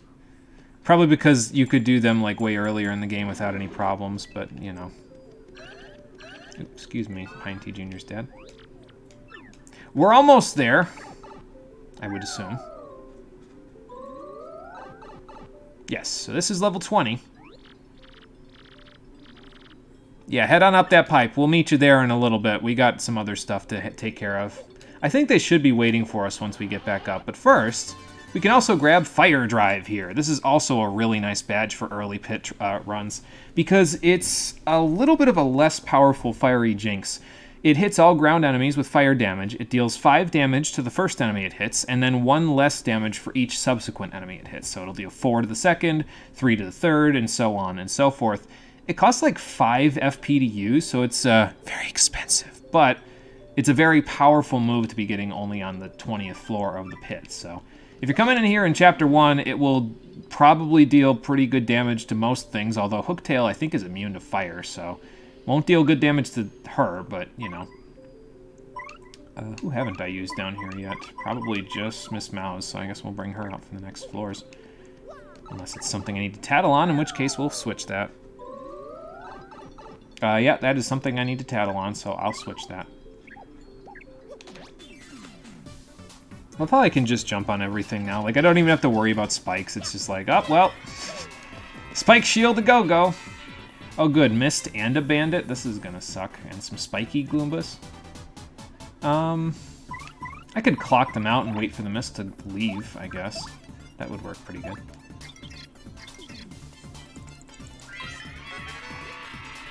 That would be a spiky Goomba. It's a spiky Goomba that likes dark places. Max HP is 7, attack is 4, defense is 0. Attack is pretty high, huh? Yeah, for a... It's not quite as high as those Hyper Gloombas that we saw on the Twilight Trail when they charge, but it's pretty high. I'm sure you know this, but try not to jump on the spike unless you have Spike Shield. I wonder if I'd look like that if I stayed down here long enough. Probably, unless we caked on the makeup, but I'd rather not think about that. Are there tanning salons in Northport?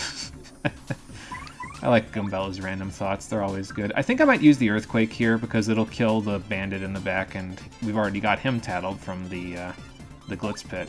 And it'll give me an inventory space, so that's pretty good. Okay, well, it didn't kill the one with the Super Shroom, but that's okay.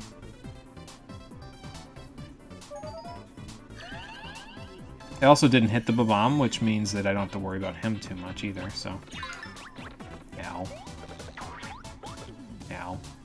And we didn't activate the Babam either this way, so...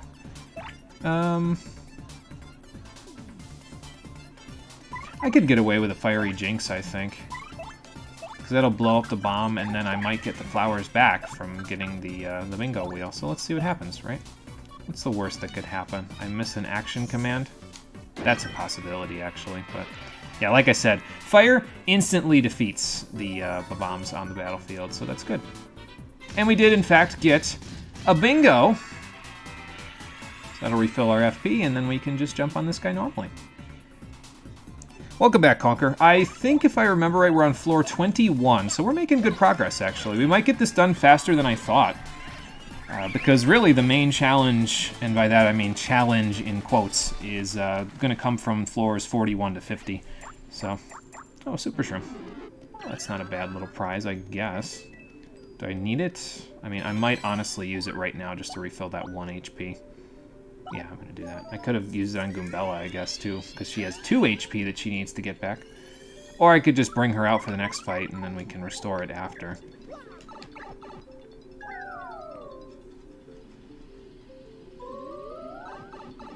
Yeah, difficulty down here escalates very slowly in order to kind of make it a gradual process.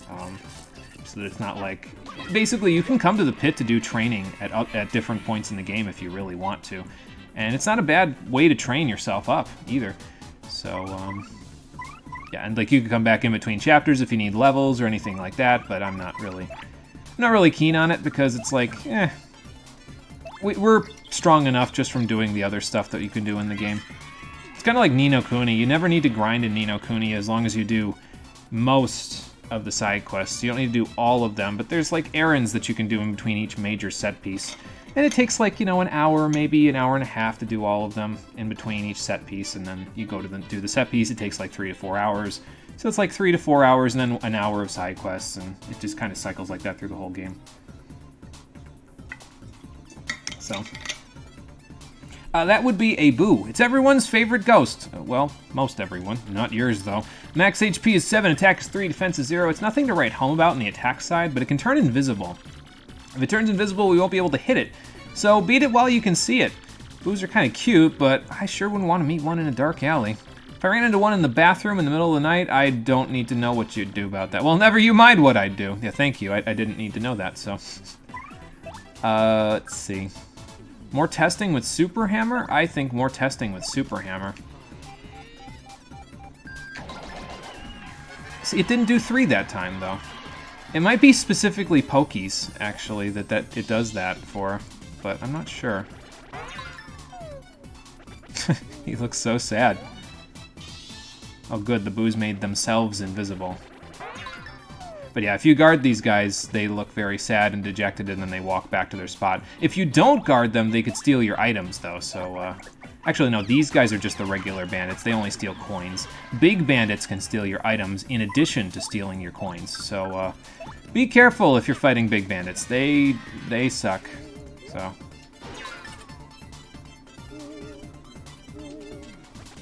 Oh, okay. he could have grabbed something right there. Like, you saw how he did that backflip there? That's the animation to let you know that he could have grabbed an item from me, but... Well, he didn't get it from me, so that's a good thing, I guess. That was a weird, lopsided multi-bounce. The camera was all over the place there. I'm doing pretty good with these bingos, though. Maxing out pretty good. But yeah, in terms of the difficulty for the pit, probably the main point in the pit where it becomes more challenging, essentially. Like, challenging enough to where it's more challenging than even the final dungeon is on the last 20 floors, if I recall correctly. So, because you'll start fighting enemies down there that you can't see anywhere else, basically. I can't do anything to these guys, so I guess I'll just defend. I was trying to super guard that, but I don't think that's going to work. Alright, Sweet Tree to go-go.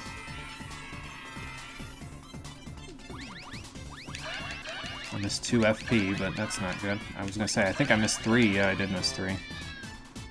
Why do I only ever, like, see those poison shrooms right as I hit them?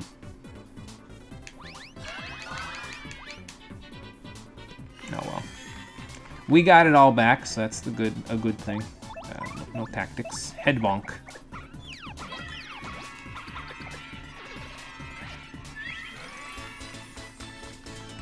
Alright, not bad.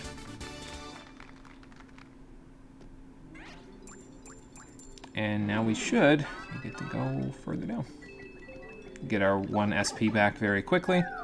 We're getting lots of coins. I might even go start to buy up some of the Pianta tokens that I need in order to set up the Danger Mario setup for the post-game. Just so that way I, like, you know, don't have an influx of coins. Like, if you get to 999, you can't get any more coins than that. So I don't want to end up in that situation where I don't have, like, I don't know what to do with my coins, you know. So. Fiery Jinx a go-go. I keep missing the timing on that. I think it's a little later. Like, it's when she stops moving, if I remember correctly. That's when the stylish command pops up. But I forget. Oh well.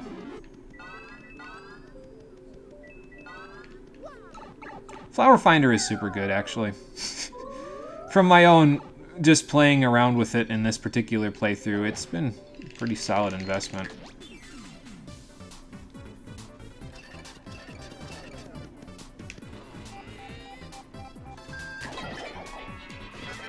Nice. Angry Babombs, but nice, nonetheless. Do I want a Fiery Jinx again? I think so. Because I don't want them blowing up on me, so let's do it. I think I was a little early on that again. Oh well.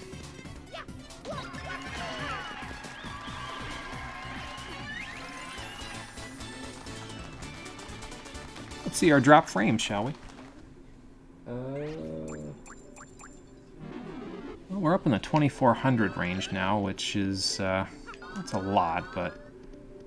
I think I mentioned at the beginning of the last stream, we're testing out a new tower for our internet to see if it works better than our old one, to see if we could save a little bit of money. So if there are interruptions, or more so than usual, let me know, because that would mean that the internet is not working properly. Or the new one isn't working as it's supposed to, anyway. You know what? No, I don't think I need a Super Hammer. I think I'll just multi-bounce. Do an elbow drop on an enemy with a spike, because I got no fear. Why am I punching out the spiky Goomba anyway? He's like the least of my threats on this field. It's more the boos. Mostly because they can make each other invisible, so... I don't think I know the timing for super guarding that. Oh well.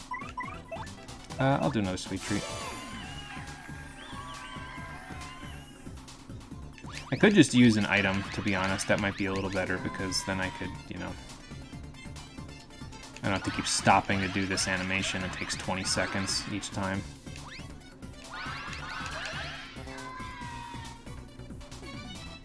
I got everything I needed anyway, so... That's a good thing. I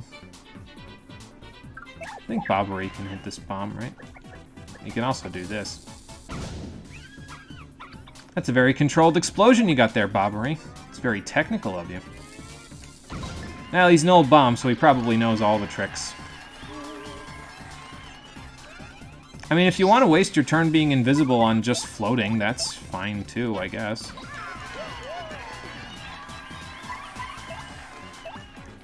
And, Flurry. To finish. Because, why not? Whoa. I was a little late on that, too. You gotta press it, basically, so that she bounces. When you basically press it as soon as she hits the ground, and then she'll bounce up. So. Even not doing stylish commands, though, you get plenty of star power, especially if you're using, like, Sweet Treat instead of Sweet Feast or something. So. Alright, I'm gonna try something here.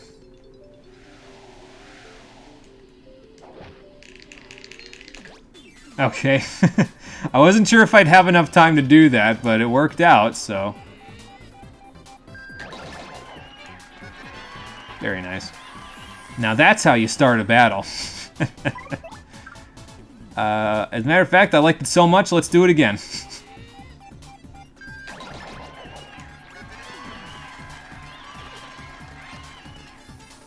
Alright, cool. I guess I could just fire a Jinx, I don't care. I got enough FP.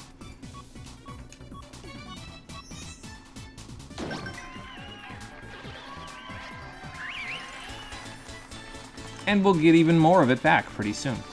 So, you know, I could even use one of those fresh juices now that I think about it, because I'm not going to need them after, not this coming chapter, but the chapter after. So chapter 7. Once we get to chapter 7, I won't need fresh juices ever again, or the extra effective Sweet Treat where it restores statuses. Because I have in my badge setup a way of preventing status. So, that's good. No, I've got a whole lot that I could do here, I guess. I mean, I could Earth Tremor. Use my star power on something productive. Entertain my brain a little bit again. The pit is very, like, mindless, honestly, because especially if you go in here like when I'm going in here, where you're strong enough and the enemies are as powerful as they would be in the next chapter you're going to. So it's pretty mindless getting down there because the enemies are very weak by comparison on previous floors where you could have fought them in earlier chapters in order to, you know, grind them out. It's why if you go down here in the late game or in the post game to do the trouble that's available at the end of the game, it might be more ideal to find and use a mover. So, yeah, and it's 5 whole enemies to fight at once, so an Earth Tremor works very well in that particular situation. So, oh, bombs. Okay. I guess I can multi-bounce.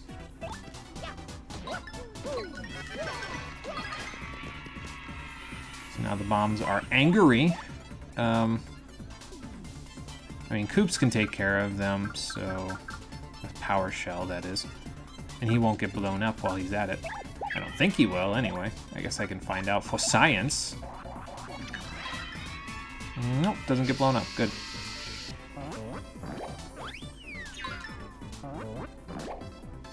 Yeah, sir, I don't think you know who I am. That's not going to help you anymore.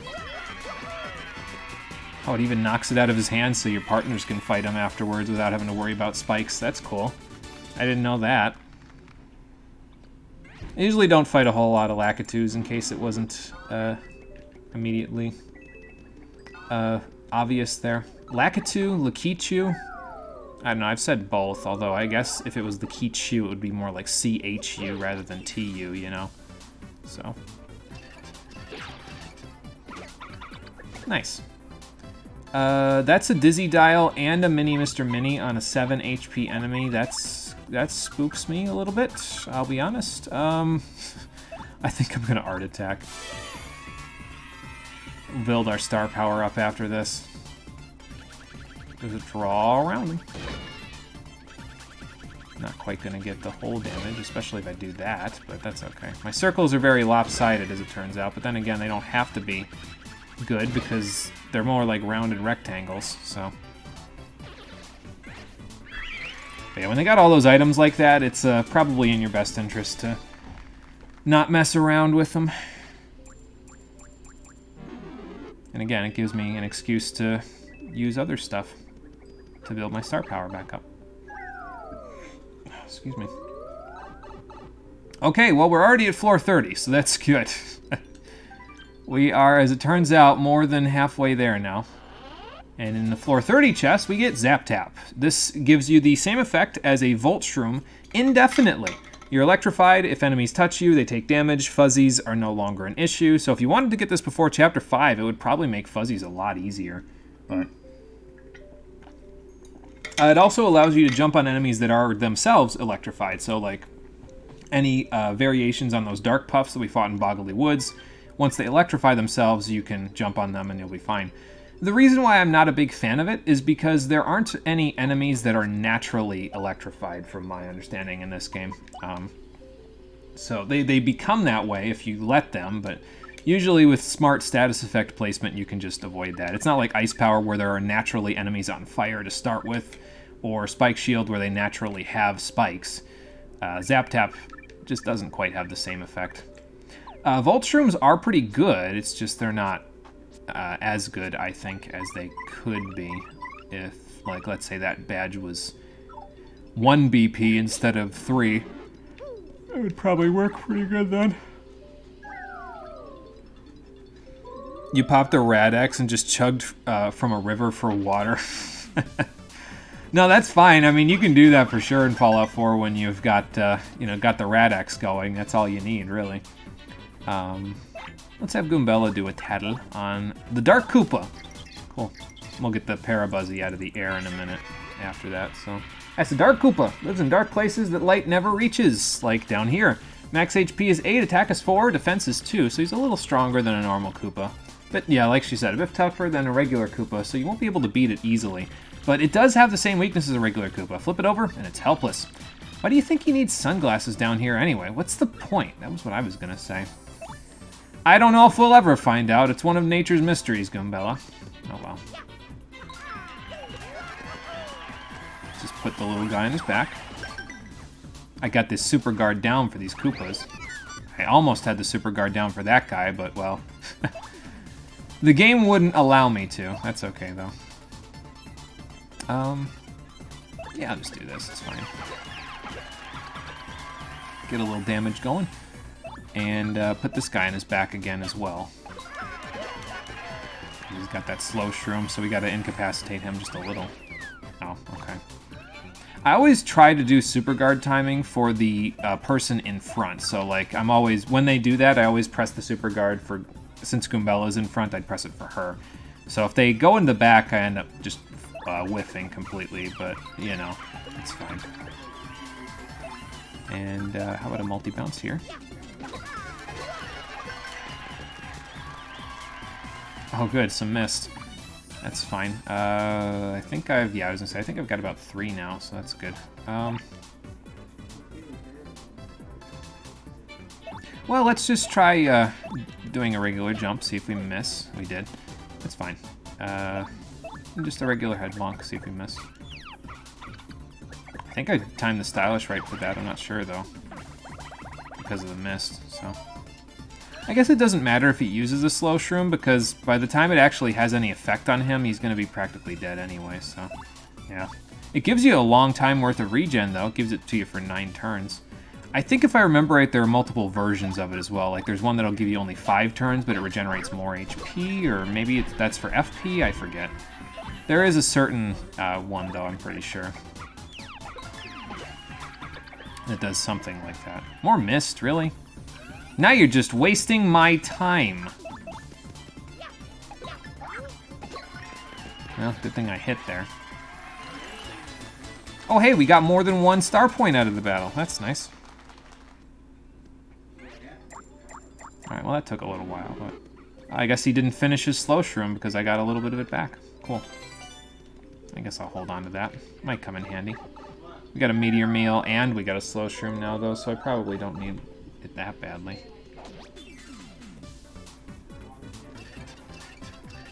Alright. We got clefts, hyper clefts, that is. I think Quake Hammer is in order. Get some good stylish out of it. There we go. And then they're going to be stuck on their back for a little while yet, so I'll use the slow shroom, why not? Mario's already got it, but that way I get rid of my, I get some inventory space, you know. So maybe that's what I was thinking of, because the slow shroom gives you 2 HP regen for 10 turns, but the happy heart gives it to you infinitely, but only 1 HP. So maybe that was the difference I was thinking of. I don't know.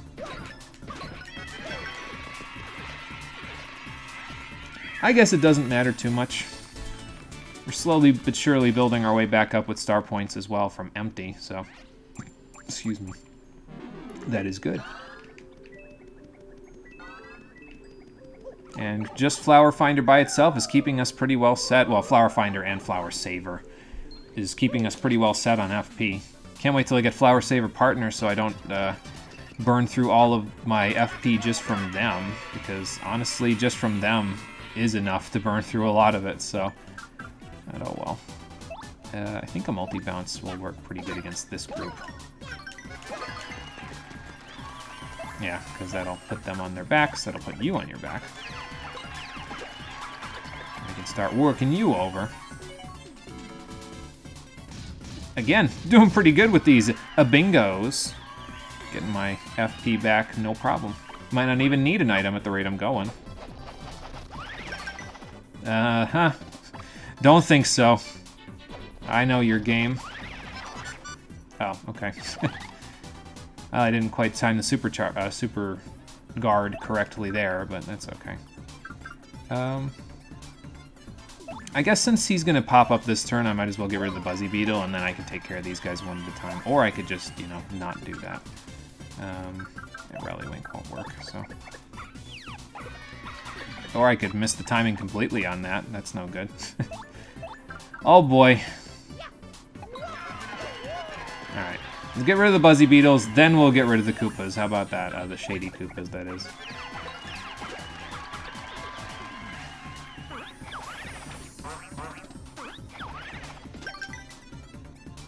I'm gonna blame the crowd whenever I miss super guards on Koopas, because I've got that pretty well down, but evidently not that well down, so... There we go. Now you ain't gonna do no shell shenanigans on me. I ain't about to be shell-shocked by you, but I will use Rally Wink.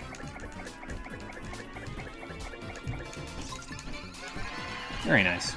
And that will increase Mario's attack turns by 1, which means I can now put as many as 2 enemies to sleep in a single round. If it works. It doesn't always work. So, oh, good. Ow. Well, that was fortuitous, I suppose. I'm gonna Sweet Treat, actually, because we could use a little bit of a pick-me-up.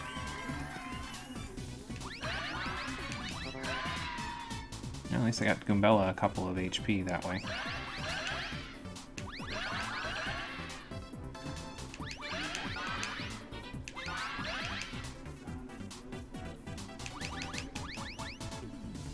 Okay, that's not bad.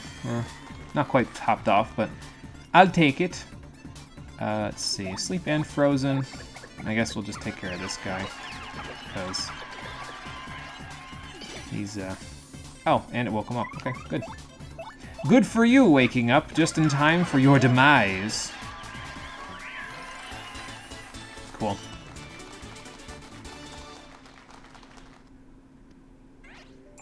You probably get more stylish for, hammering than you do for jumping, though, so I guess that's a thing that you could consider in terms of, like, looking for positive points about the hammer, because both of the stylishes on the hammer seem to get a bunch of points, whereas with jumping, if you do both of them, you pretty much only get the one point, the one additional stylish point, so I don't know. Goombella can take care of that guy by herself now, so let's just do this.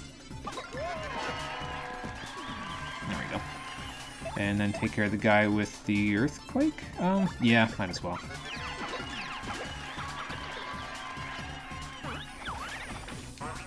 Yeah, but you see how the crowd jumps up when they give me the star power like that? It kind of throws off my timing a little bit because I can't see. Oh, well.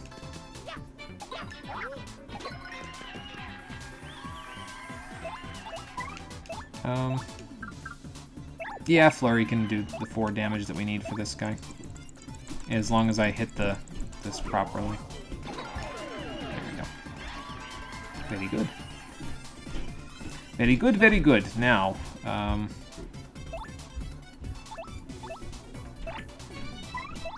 let's have Vivian finish this one off, actually. So you should be able to do the 5, I think, now that she's, you know, capped in terms of her level.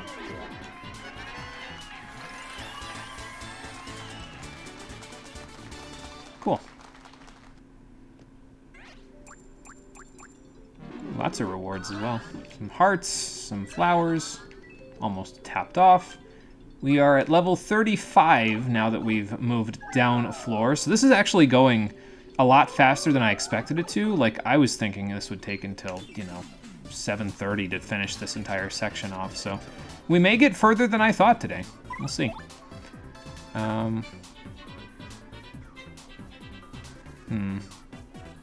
Actually, I guess I can show this off. So Quake Hammer has an additional effect other than just hitting enemies on the ceiling and toppling over, you know, clefts and that sort of stuff. As it turns out, it can also topple over Koopas, so that's cool if you got a whole bunch of them and you don't feel like multi-bouncing, like in this case. So that will work, and this actually helps because that I just destroyed the scenery, which did 1 damage to them, so now Koops' Power Shell can take care of the Flower Fuzzies before they sap all of my FP. So I would not want them to do that, so. Let's see how much you get from this.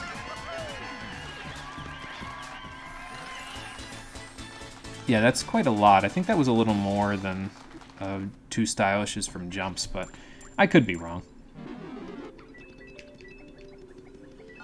By the time we're done in here, though, we may just be capped out on coins because we're at 879 now, and we've got, you know, a bunch of other floors left to go, so... Whoa. Nice slide there, sir. You slid a long way away from where you started.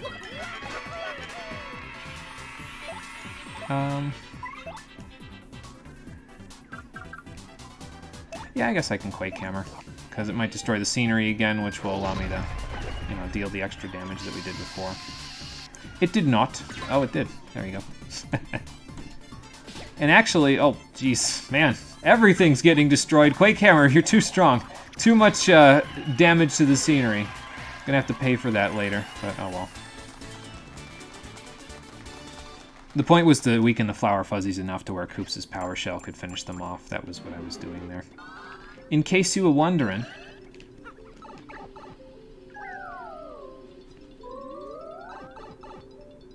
Okay, Hyperclefs, well, Quake Hammer's gonna see some comebacks here.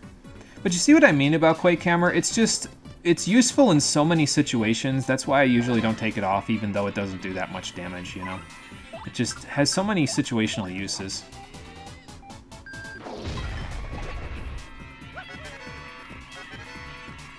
And it gets you decent stylish points as well. And it destroys your audience if they get hit by it. Get hit by falling scenery, but that's okay, they'll come back.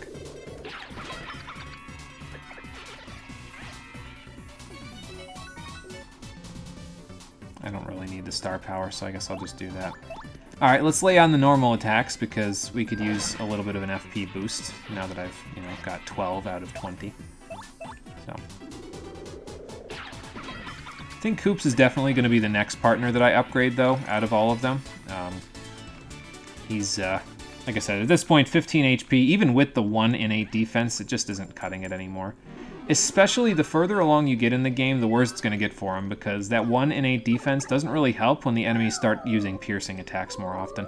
And the further we get in the game, the more piercing attacks we will see, so, you know, it's not really going to help us. Oh, this should be an easy one. Alright, let's see. So, Flower Fuzzy. Can get rid of him with this. There we go. And then I think this calls for Goombella, because then I don't have to use any FP to get rid of this guy, so... Cool. Now, if those had been 2 flowers in the slot machine, I might have reconsidered, because then I could have tried to get a bingo and refilled all my FP again, but... Yeah, we're above 900 at this point. We're on the fast track to having money, that's for sure.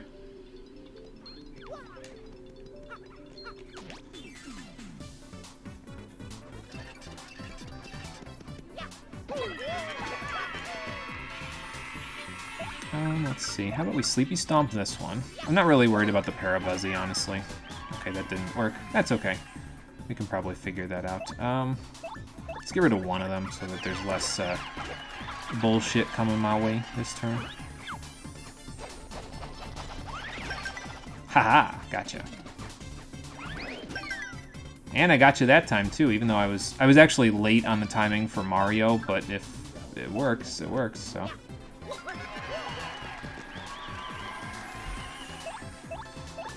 Alright, get rid of the Shady Koopa.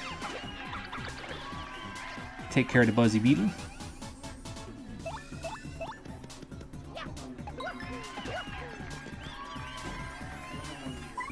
And I think I'm going to go to Miss Mouse again, because she has not really done a whole lot for a while, so I've used basically everybody else except her and Speedy recently. I think Bobbery's been missing in action for a bit as well, but that's okay.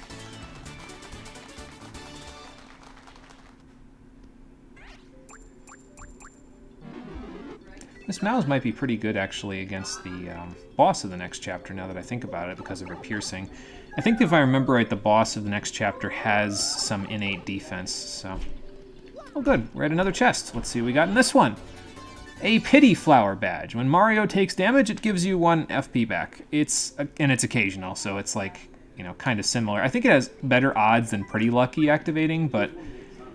I don't know, I'm not a big fan of it. It's not like HP Drain, where I could justify on a danger setup having a HP Drain or even FP Drain, but yeah, Pity Flower, not really a big thing. You'd rather not take damage. If you're going to use something like that, it'd probably be better when you're inflicting damage rather than taking it. Alright, Admiral, old boy, we have 10 floors left. Let's go. Grab this last item. But of course, things are going to be a little tougher down here because there are, you know, new enemies to deal with. As I say, hopefully there's more than one of these guys so I can actually, you know, tattle on them. But yes, there is. That's a power punch that guy's got, so I might want to do something about that. That is a spiky Parabuzzy. I might want to tattle on him, but he will have the power punch if I do that, so... that shouldn't be too big of a deal. I got a tattle on both of these guys, so I guess let's get Goombella out here so we can get started on that, shall we? Let's see, tattle on Dark Paratroopa, and then we'll do the spiky Parabuzzy after that. Let's hope the spiky Parabuzzy doesn't see that this guy's going to be going to sleep this turn. If he uses the power punch on him, then we might be okay. That's a Dark Paratroopa. It lives in dark, damp places. Max HP is 8, attack is 4, defense is 2. It's strong, but otherwise just like other Paratroopas. It's airborne, so try to ground it first. Pretty sound advice. Excuse me. And that's what we'll do. We'll ground it first and put it to sleep, ideally. Doesn't necessarily always work, but when it does work, it's very good. Big Parabuzzy! Look at how big my boy is! I want to take him home with me! It would probably hurt like hell because of the spike, but, you know. Thank you for the FP there, crowd. I appreciate that, audience. That is a spiky Parabuzzy. It's a Buzzy with a spike and wings. Max HP is 5, attack is 3, defense is 4. Hey, the same stats as a normal Buzzy. Fire and explosions don't work on Buzzies, in case you've forgotten. And this one flies in the air and has a spike. What a total pain. So, you better use an item or a special move. Or, if you have Spike Shield, you can just jump right on him. Like that. And put him in the ground like a normal Spike Top. Do we have Spike Top yet for our tap log? I forget. We must, because, well, he's got the HP above him there. A big chunky boy, indeed. I love it. Look at him. Look at him go. That's great. Alright, well, he's out of commission, and so is the other guy, so I guess I'll spin jump on you. Nice. Oh, he's not big and chunky anymore. I mean, he's still cute, but not big and chunky anymore. That's okay, though. Yes, hammer throw is the only normal technique, and tornado jump, actually. Those are the only two normal techniques that can damage a spiky Parabuzzy while they're flying without using an item or a special move, so both of those will work. They don't do much damage because of the 4 defense, but, you know. Although, actually, if I remember correctly, Tornado Jump's Tornado Effect pierces defense. I think. I could be wrong about that, but I think that's how it works, so. And I think if I remember right, it does like 2 damage or something. I think it does 3 max, but right now it would do 2. So. But I don't think I'm really gonna bother equipping that for like 1 or 2 enemies when I could equip Spike Shield and just, you know, have that effect passively for every single spiky enemy in the game, of which there are numerous, you know. So it'd be a trade-off, but you could justify it. Bulky Babam. Okay, that's not gonna super hammer very well.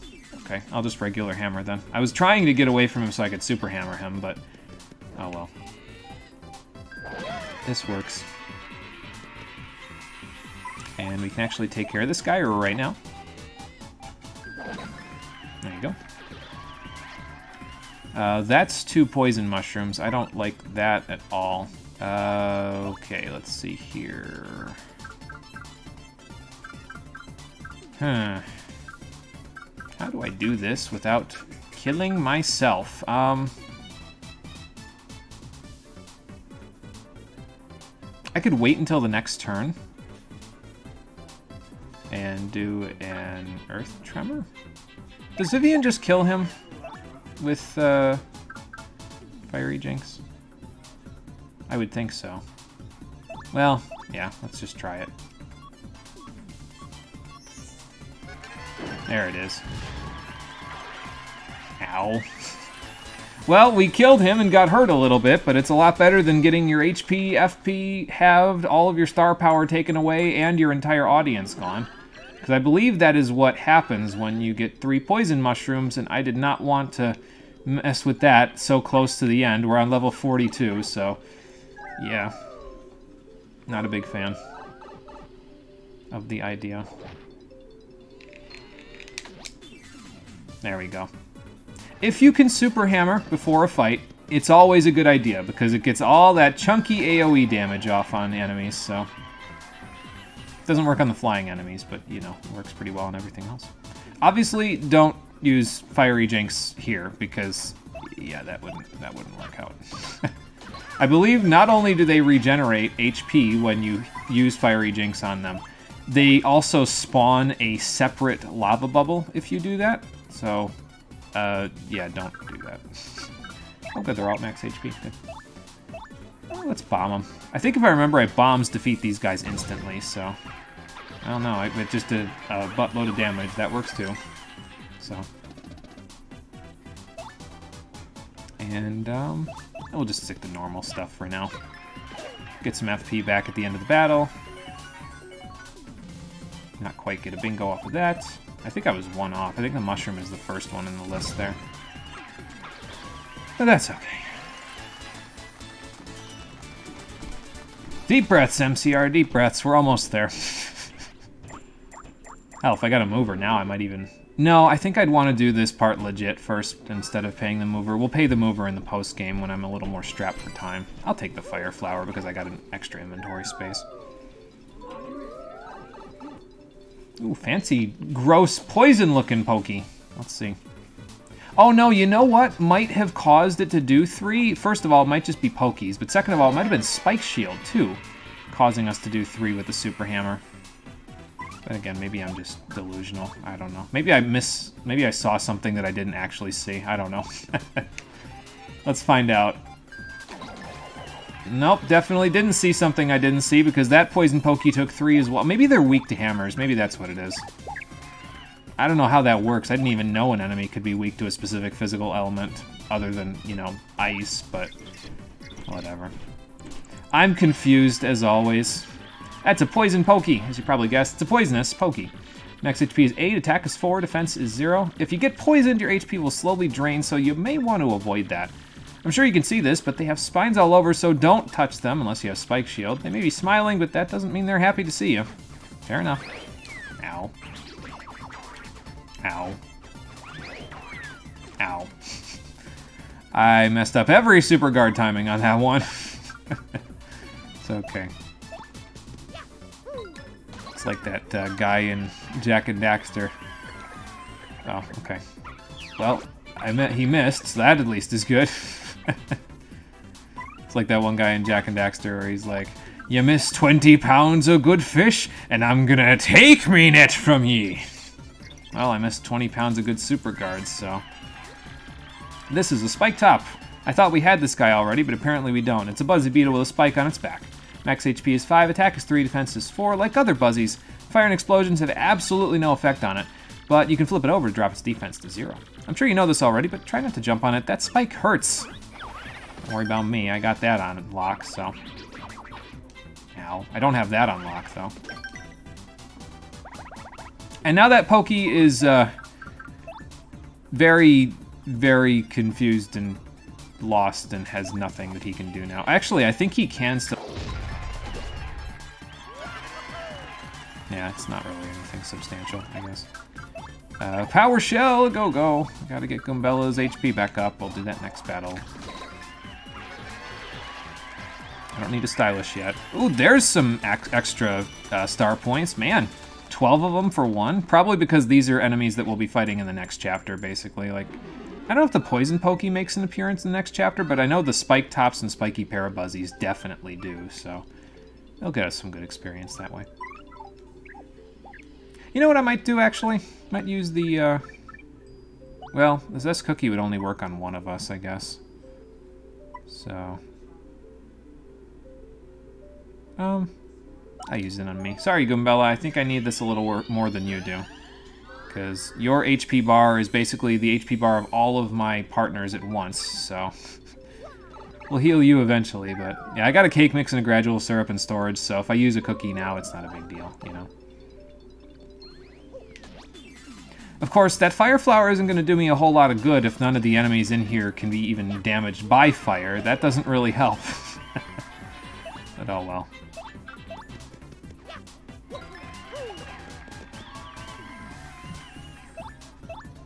And let's get rid of Slow Shroom Man right here. There we go. I was going to say, I actually might do a Sweet Treat here, but, well, I kind of can't, because Mario's the only one that can jump on spiked enemies properly at the moment. Goombella can't do that, even though I have Spike Shield equipped. She's incapable. It doesn't apply to partners, unfortunately. Alright, well, there you go. 6 more star points. We might even get to level 19 before the next chapter, which would be a little more than I needed, but hey, I'll take it, I guess. You know.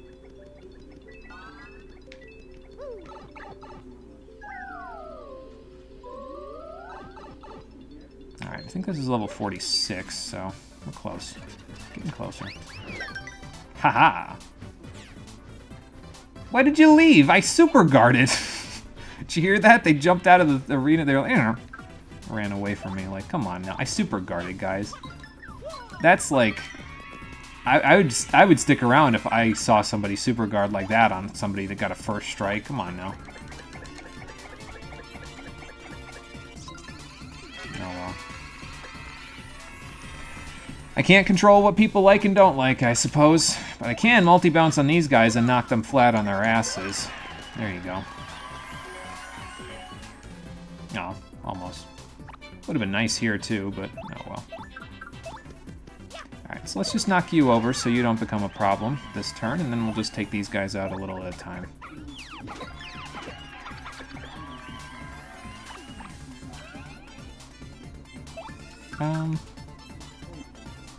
No, I'll just normal bounce this guy again. Although now I could even Rally Wink again, and then I could take care of him, but, nah, that's fine. Just do it this way. There we go. We'll get rid of him a little at a time. specifically have Mario handle the spike top because, again, spike shield only works for me. So, and then... Admiral! Good to see you. Ooh, a boost sheet. Thank you. That's actually nice because I'm planning on buying those pretty soon. There's actually a shop coming up where you can buy those, and I'm going to buy probably quite a few of them. They're really good for boss fights if you don't want to use Veil. Because the enemies now are going to start using charge moves, so like they'll charge up and they'll have like attack +8 or something ridiculous like that on the next turn. And if you don't want to use Veil, now you could just use Veil and that would probably be the easiest solution, but if you want to, you know, at least kind of maintain your activity on the battlefield while they're trying to charge you and blast you, you can do a combination of Shell Shield and a Boost Sheet, and that will have effectively the same effect as using Veil. Although you can attack with both yourself and your partner on the next turn if you do that, so it's a little bit better than Veil because you don't skip a turn in the process, basically. Bulky. Come on over, Bulky. I got something for you.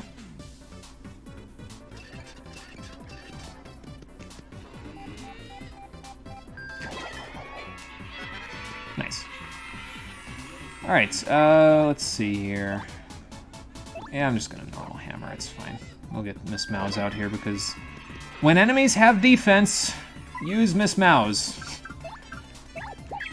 That's usually, for me, that's her one and only consistent use because not all enemies have things you can steal, and Tease isn't that great, and I mean, you could restore 10 HP with her once you get her to level, her second Shine Sprite level, but yeah, I don't know. I usually don't need it.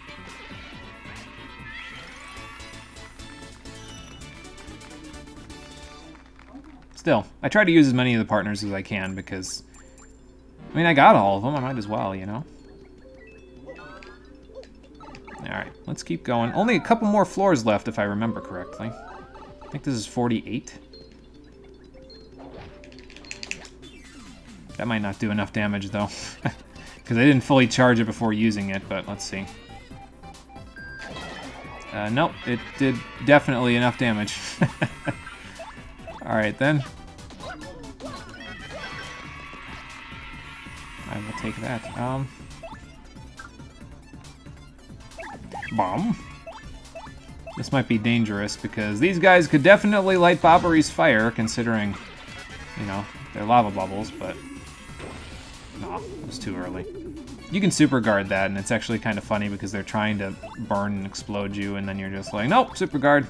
You're like, I'm literally not, like, I'm literally a plasma. How did you super guard me? But, oh well. It's fine. Okay, we won't quite max out on coins, but we'll be pretty damn close. And then I get to buy a whole ton of Pianta tokens off screen. Is this 48, like I said? Yes, it is. One more floor of battles, and then we're actually done earlier than I thought we would be. So we'll start up getting ready for the next chapter then, if that's the case.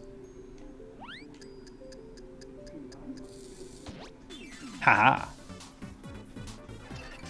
Must have been daydreaming, this guy.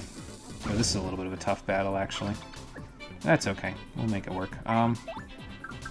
Well, we know Super Hammer works pretty well on these guys, so... Do a spin! I'll take care of that guy. Good. Can you go under that spiky? Yeah, you can, actually, and that's really good because that means we can blow up the Poison Pokey this turn. We'll take damage from the Earthquake, but I'm okay with that.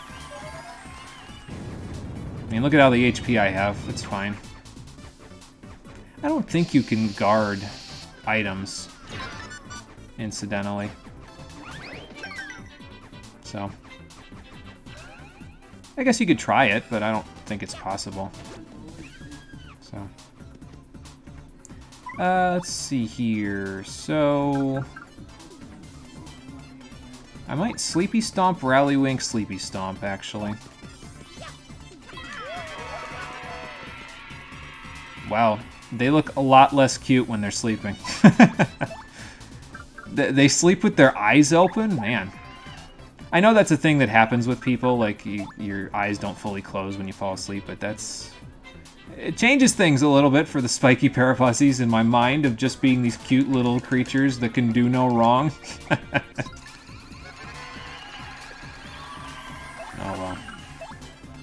can't all be winners, I guess. There we go.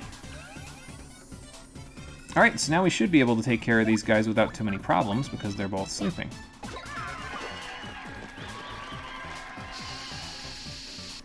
Man, mist dispensers are going crazy on me here. And there you go.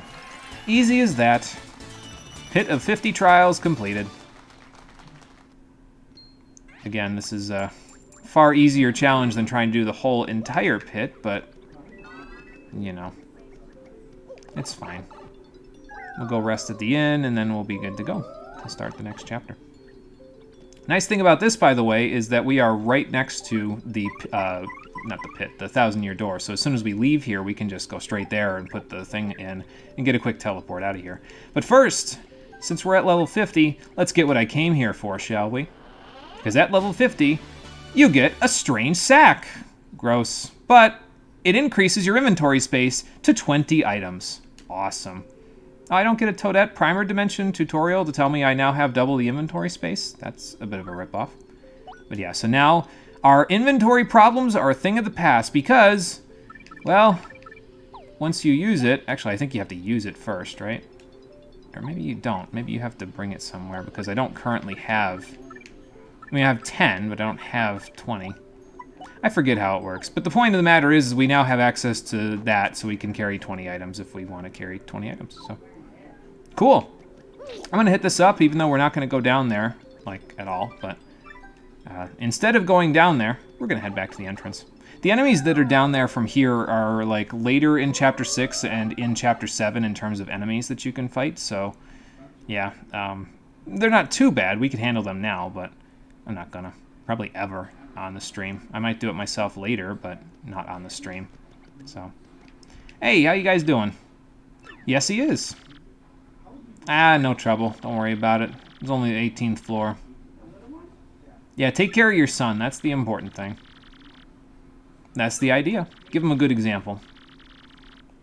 Your treasure? What's your treasure, Pine Tea Jr.? Well, yeah, I mean, I get that. How sweet. And he'll give you a silver card, which lets you finally play the paper mode game at the Pianta Parlor. So that's cool. I think if I remember right, that's the one that lets you get the most Pianta tokens from it. Like, you could get up to 20 if you do it properly.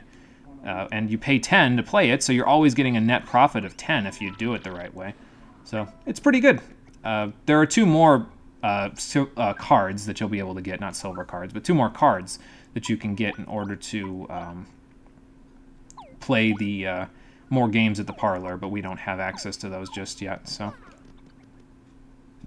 Excuse me.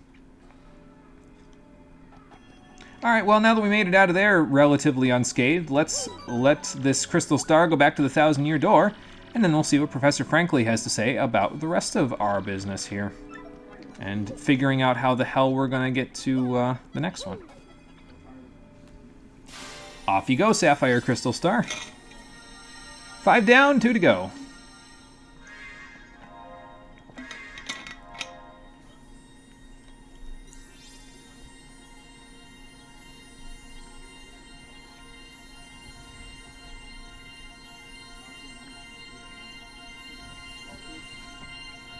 All right. So where are we dropping next, Magical Map?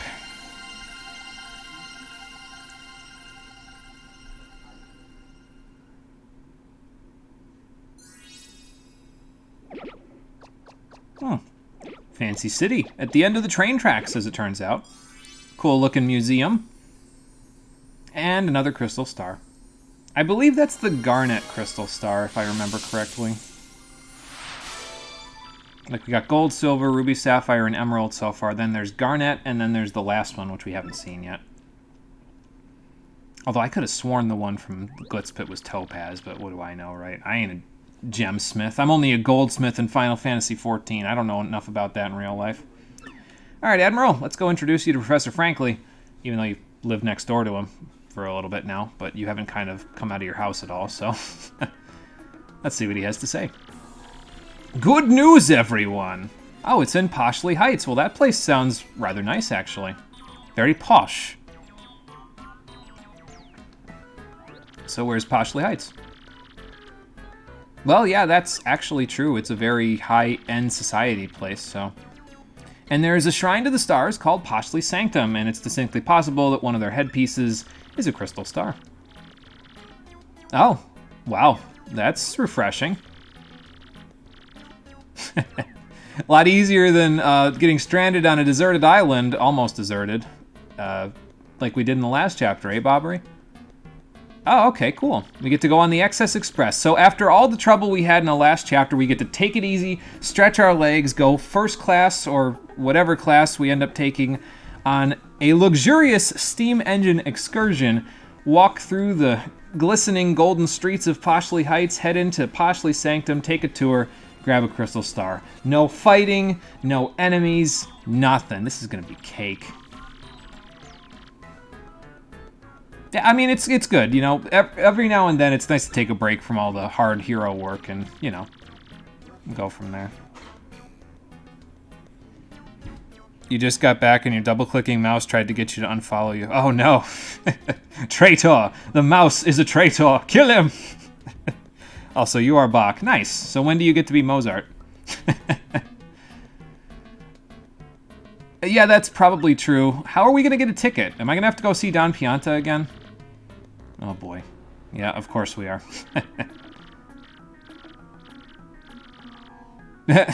You don't know. We have a little bit of a rapport with him, Bobbery, so don't worry about it. We'll go see the Don. It's fine. Yeah, well, actually, if it's in such a posh and easy-to-get place, the Shadow Sirens or the X-Nauts might kind of be on their way there now, so hopefully we get through the Excess Express relatively quickly. Wouldn't it be crazy if we were riding first class in the Excess Express and we just go to the next cabin over and Beldam and Marilyn and all of them were just like, what the hell are you doing here? Oh, that'd be pretty great. It's just like, man, I want to fight you, but I'm having such a good vacation. We're going to grab Goom Goom's trouble here because in a minute we're going to be going back to Keelhaul Key as a part of this whole excursion for Don Pianta. I'm pretty happy living out here on Keelhaul Key, but there's one thing I miss. I need a girlfriend. Please come listen to my request. I'm in the storeroom deep in the cave on Keelhaul Key. What is he doing there? Don't ask. Let's take his trouble. Alright, well, we'll see what we can do for him. Poor guy. But first, let's go see the Don and see what he can do for us. Do I want anything from Dazzle while I'm thinking about it? We have quite a few star pieces, right? Yeah, we got 10. You know, instead of Happy Heart, I might want to grab Peekaboo from him, because Peekaboo would mean I wouldn't have to worry about tattling, because we could just see the HP totals of everything after that anyway. I do like Goombella's sass, but, I mean, you know what? Whatever, it doesn't matter. I'll just leave things the way they are, so. Oh yeah, we actually made it to floor 50, as it turns out, so. Speaking of which, I need to see if Merlin helps me out with this item that I got so I can double my inventory space, or if it's just, it happens. Because I don't remember how it works exactly. You know what? I might as well check, actually, on the wiki, so let me do that. Yeah, hell yeah, exactly. We got everywhere we needed to go, so we even did it with a little time to spare. So, alright, Paper Mario, the 1,000-Year Door, that's right at the top of my list. Thank you, Google search results. Strange Sack. Because I don't know if it naturally gives you 20 inventory space, or if you have to give it to somebody to do that, so. Let's see here. Well, according to this wiki, it just naturally gives it to you. Okay, well, you can go buy a few items then, or actually I can take a few items out of my storage, so. I think you're right, Conker. Yep, according to the wiki, that's what it does. I just got a little confused because I couldn't go to the scroll to the next page, and I was like, wait a minute. No, I got the inventory space, right? Because we've got all this, but yeah. We can find that out right now, because if I go in here, I can take out that cake mix and gradual syrup and replace that zest cookie that I used, so let's do it. Let's withdraw. And he's even given me the option, so yes, we do have the inventory space to do this, so there you go. Easy as that. So now if we, you know, do that, and then we go down here. Now we have the second inventory page. It's just you have to have more than 10 in order to have access to the second page. It's not like with... Well, actually, it is exactly like with badges, because badges, you don't get another page until you get enough badges to cover that second page, you know? So, it's there. It's all good. Why did I walk out of the store? I'm going to go sell my fire flower and a couple other things, too, in a minute. But I guess I can cook up this cookie first. Yes, please, ST. Let's take a look at what you've got. No, don't cook my life shroom. I need that. Cake mix. Gradual syrup. I might sell the meteor meal, honestly. I don't think I'm going to use it, but, you know. You'd assume so. I mean, that makes sense, yeah. It makes sense if it naturally does it. I mean, I wouldn't imagine you'd have to bring it to somebody. I guess I was thinking you did, because I didn't see the second page, but, you know. Yeah, it decides to let you see page 2 when page 2 has something on it, exactly. So. Alright, do we go buy Pianta tokens now? I might do that off-screen, actually, so that way you don't have to watch me just buying a bunch of, like, 10 tokens at a time for a billion years, so. How many do we need, incidentally? 340 tokens, I think, is where I want to cap out at, because that will let me purchase all of the badges that we need once we get through Chapter 6, and we can actually buy the badge with tokens that I want, so. You're literally always spelling out the T in Zesty, yeah. I mean, that's a pretty normal reaction, to be honest. That's, Actually, no, that might be pretty good, that meteor meal, because it's 7 HP, which isn't much, but it gives you even more, and it sells for 40, almost as much as a shroom steak, so maybe I'll hold on to it. Especially with all this inventory space I now have, so. Oh, yeah, we need 340 Pianta tokens to have enough for all the badges that I want after Chapter 6, so I can show off the Danger Mario setup. And that will cost me 340 times 3, which is 900, 1,020 coins. And we almost have enough right now. As it turns out. Let me actually go rest at the inn since we're a little hurting. Don't want to go see the Don when I'm all tattered up, you know? So. As opposed to seeing the Don when I'm tatted up, that would be kind of interesting. I don't know if he'd notice, but, you know. But yeah, if I went ahead and sold all the badges that I am never going to use, I could actually set up the setup right now. And thinking about it, I only need... I only actually need 9 of the badges, because if we go back to the badge shop, I can actually show you the badge that's going to be the crux of the Danger Mario setup. Again, even though I'm probably not going to actually... Oh, there's Hammer Throw, speaking of which. I'm only going to be using this in the post-game, like I said. I'm going to do everything in the main game legit, I think. I've pretty well set on that. I mentioned it earlier that I was like, oh, you know, maybe I'll do everything legit in the main game, and then in the post-game, when we go back to the pit, I'll show off the Danger Mario setup. And I'm pretty well set on that now, I think, so. You've realized how busted the Giving Land is for keeping up your shard, crystal, and cluster count, so you're making sure you have 1,000 of every shard, crystal, and cluster. That's your mandatory one derail this stream. Oh, no, the Giving Land is really good, yeah, and you can use it in combination with, what was that other one? It was a blessing move or something like that, but they work in combination with each other, so you can get tons of crystals and shards and clusters all at once from using those in combination. So the badge, incidentally, that I want for the Danger Mario setup is the Power Rush badge. Increases Mario's attack power by 2 when he's in danger. This actually costs less than the 34 Pianta tokens, so I'll buy it back from you, sure. The reason why it's so good is because you only need 1 BP to use it, and if you set your HP to 5 using Chet Rippo, you will always be in danger. So that means you will always have the attack boosts that you get from those power rushes. So if you equip, let's say, 10 of them, you get 20 extra attack power. I stopped for dramatic effect there. They triple exclamation points, as you can see. So let's say you equip 10 of these, you get 20 extra attack power. Now you could go absolutely nuts and equip, like, I don't know, 50 of these, because then your attack power would cap at 99, although you don't need 50 of them to do that. If you have the Ultra Boots, you can, let's see, that would give you 3 attack power, so you only need to have 48 to cap your attack power at 99. But if you do that, you're going to destroy everything in the entire game. Like, even the pit won't stop you because you're doing... Like, I think the highest defense an enemy has in the game naturally is 2. And if you have 99 attack power, that means you're doing... what would that be? 194 damage with 1 normal jump. So... Granted, you need 50-something BP to equip all of these, but... Yeah, it's... atrocious. It makes the game way too easy. Like, every single fight gets done in 1 round. So, yeah.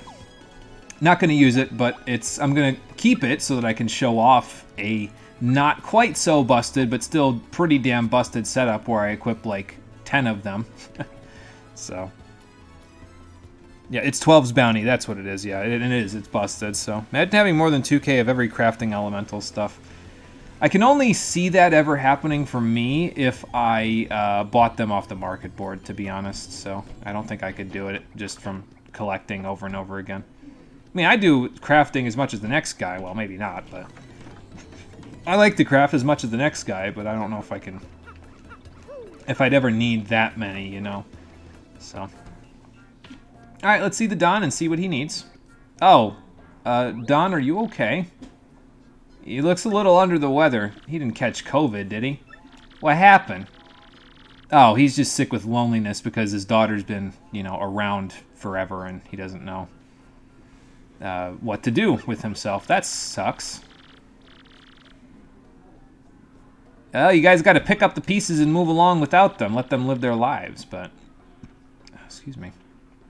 Oh, is Ishmael actually managing to do some stuff? Huh. Well, actually, I'm looking to go on the Access Express. Yeah, I was going to see if you guys had any available that I could do any jobs for you. So.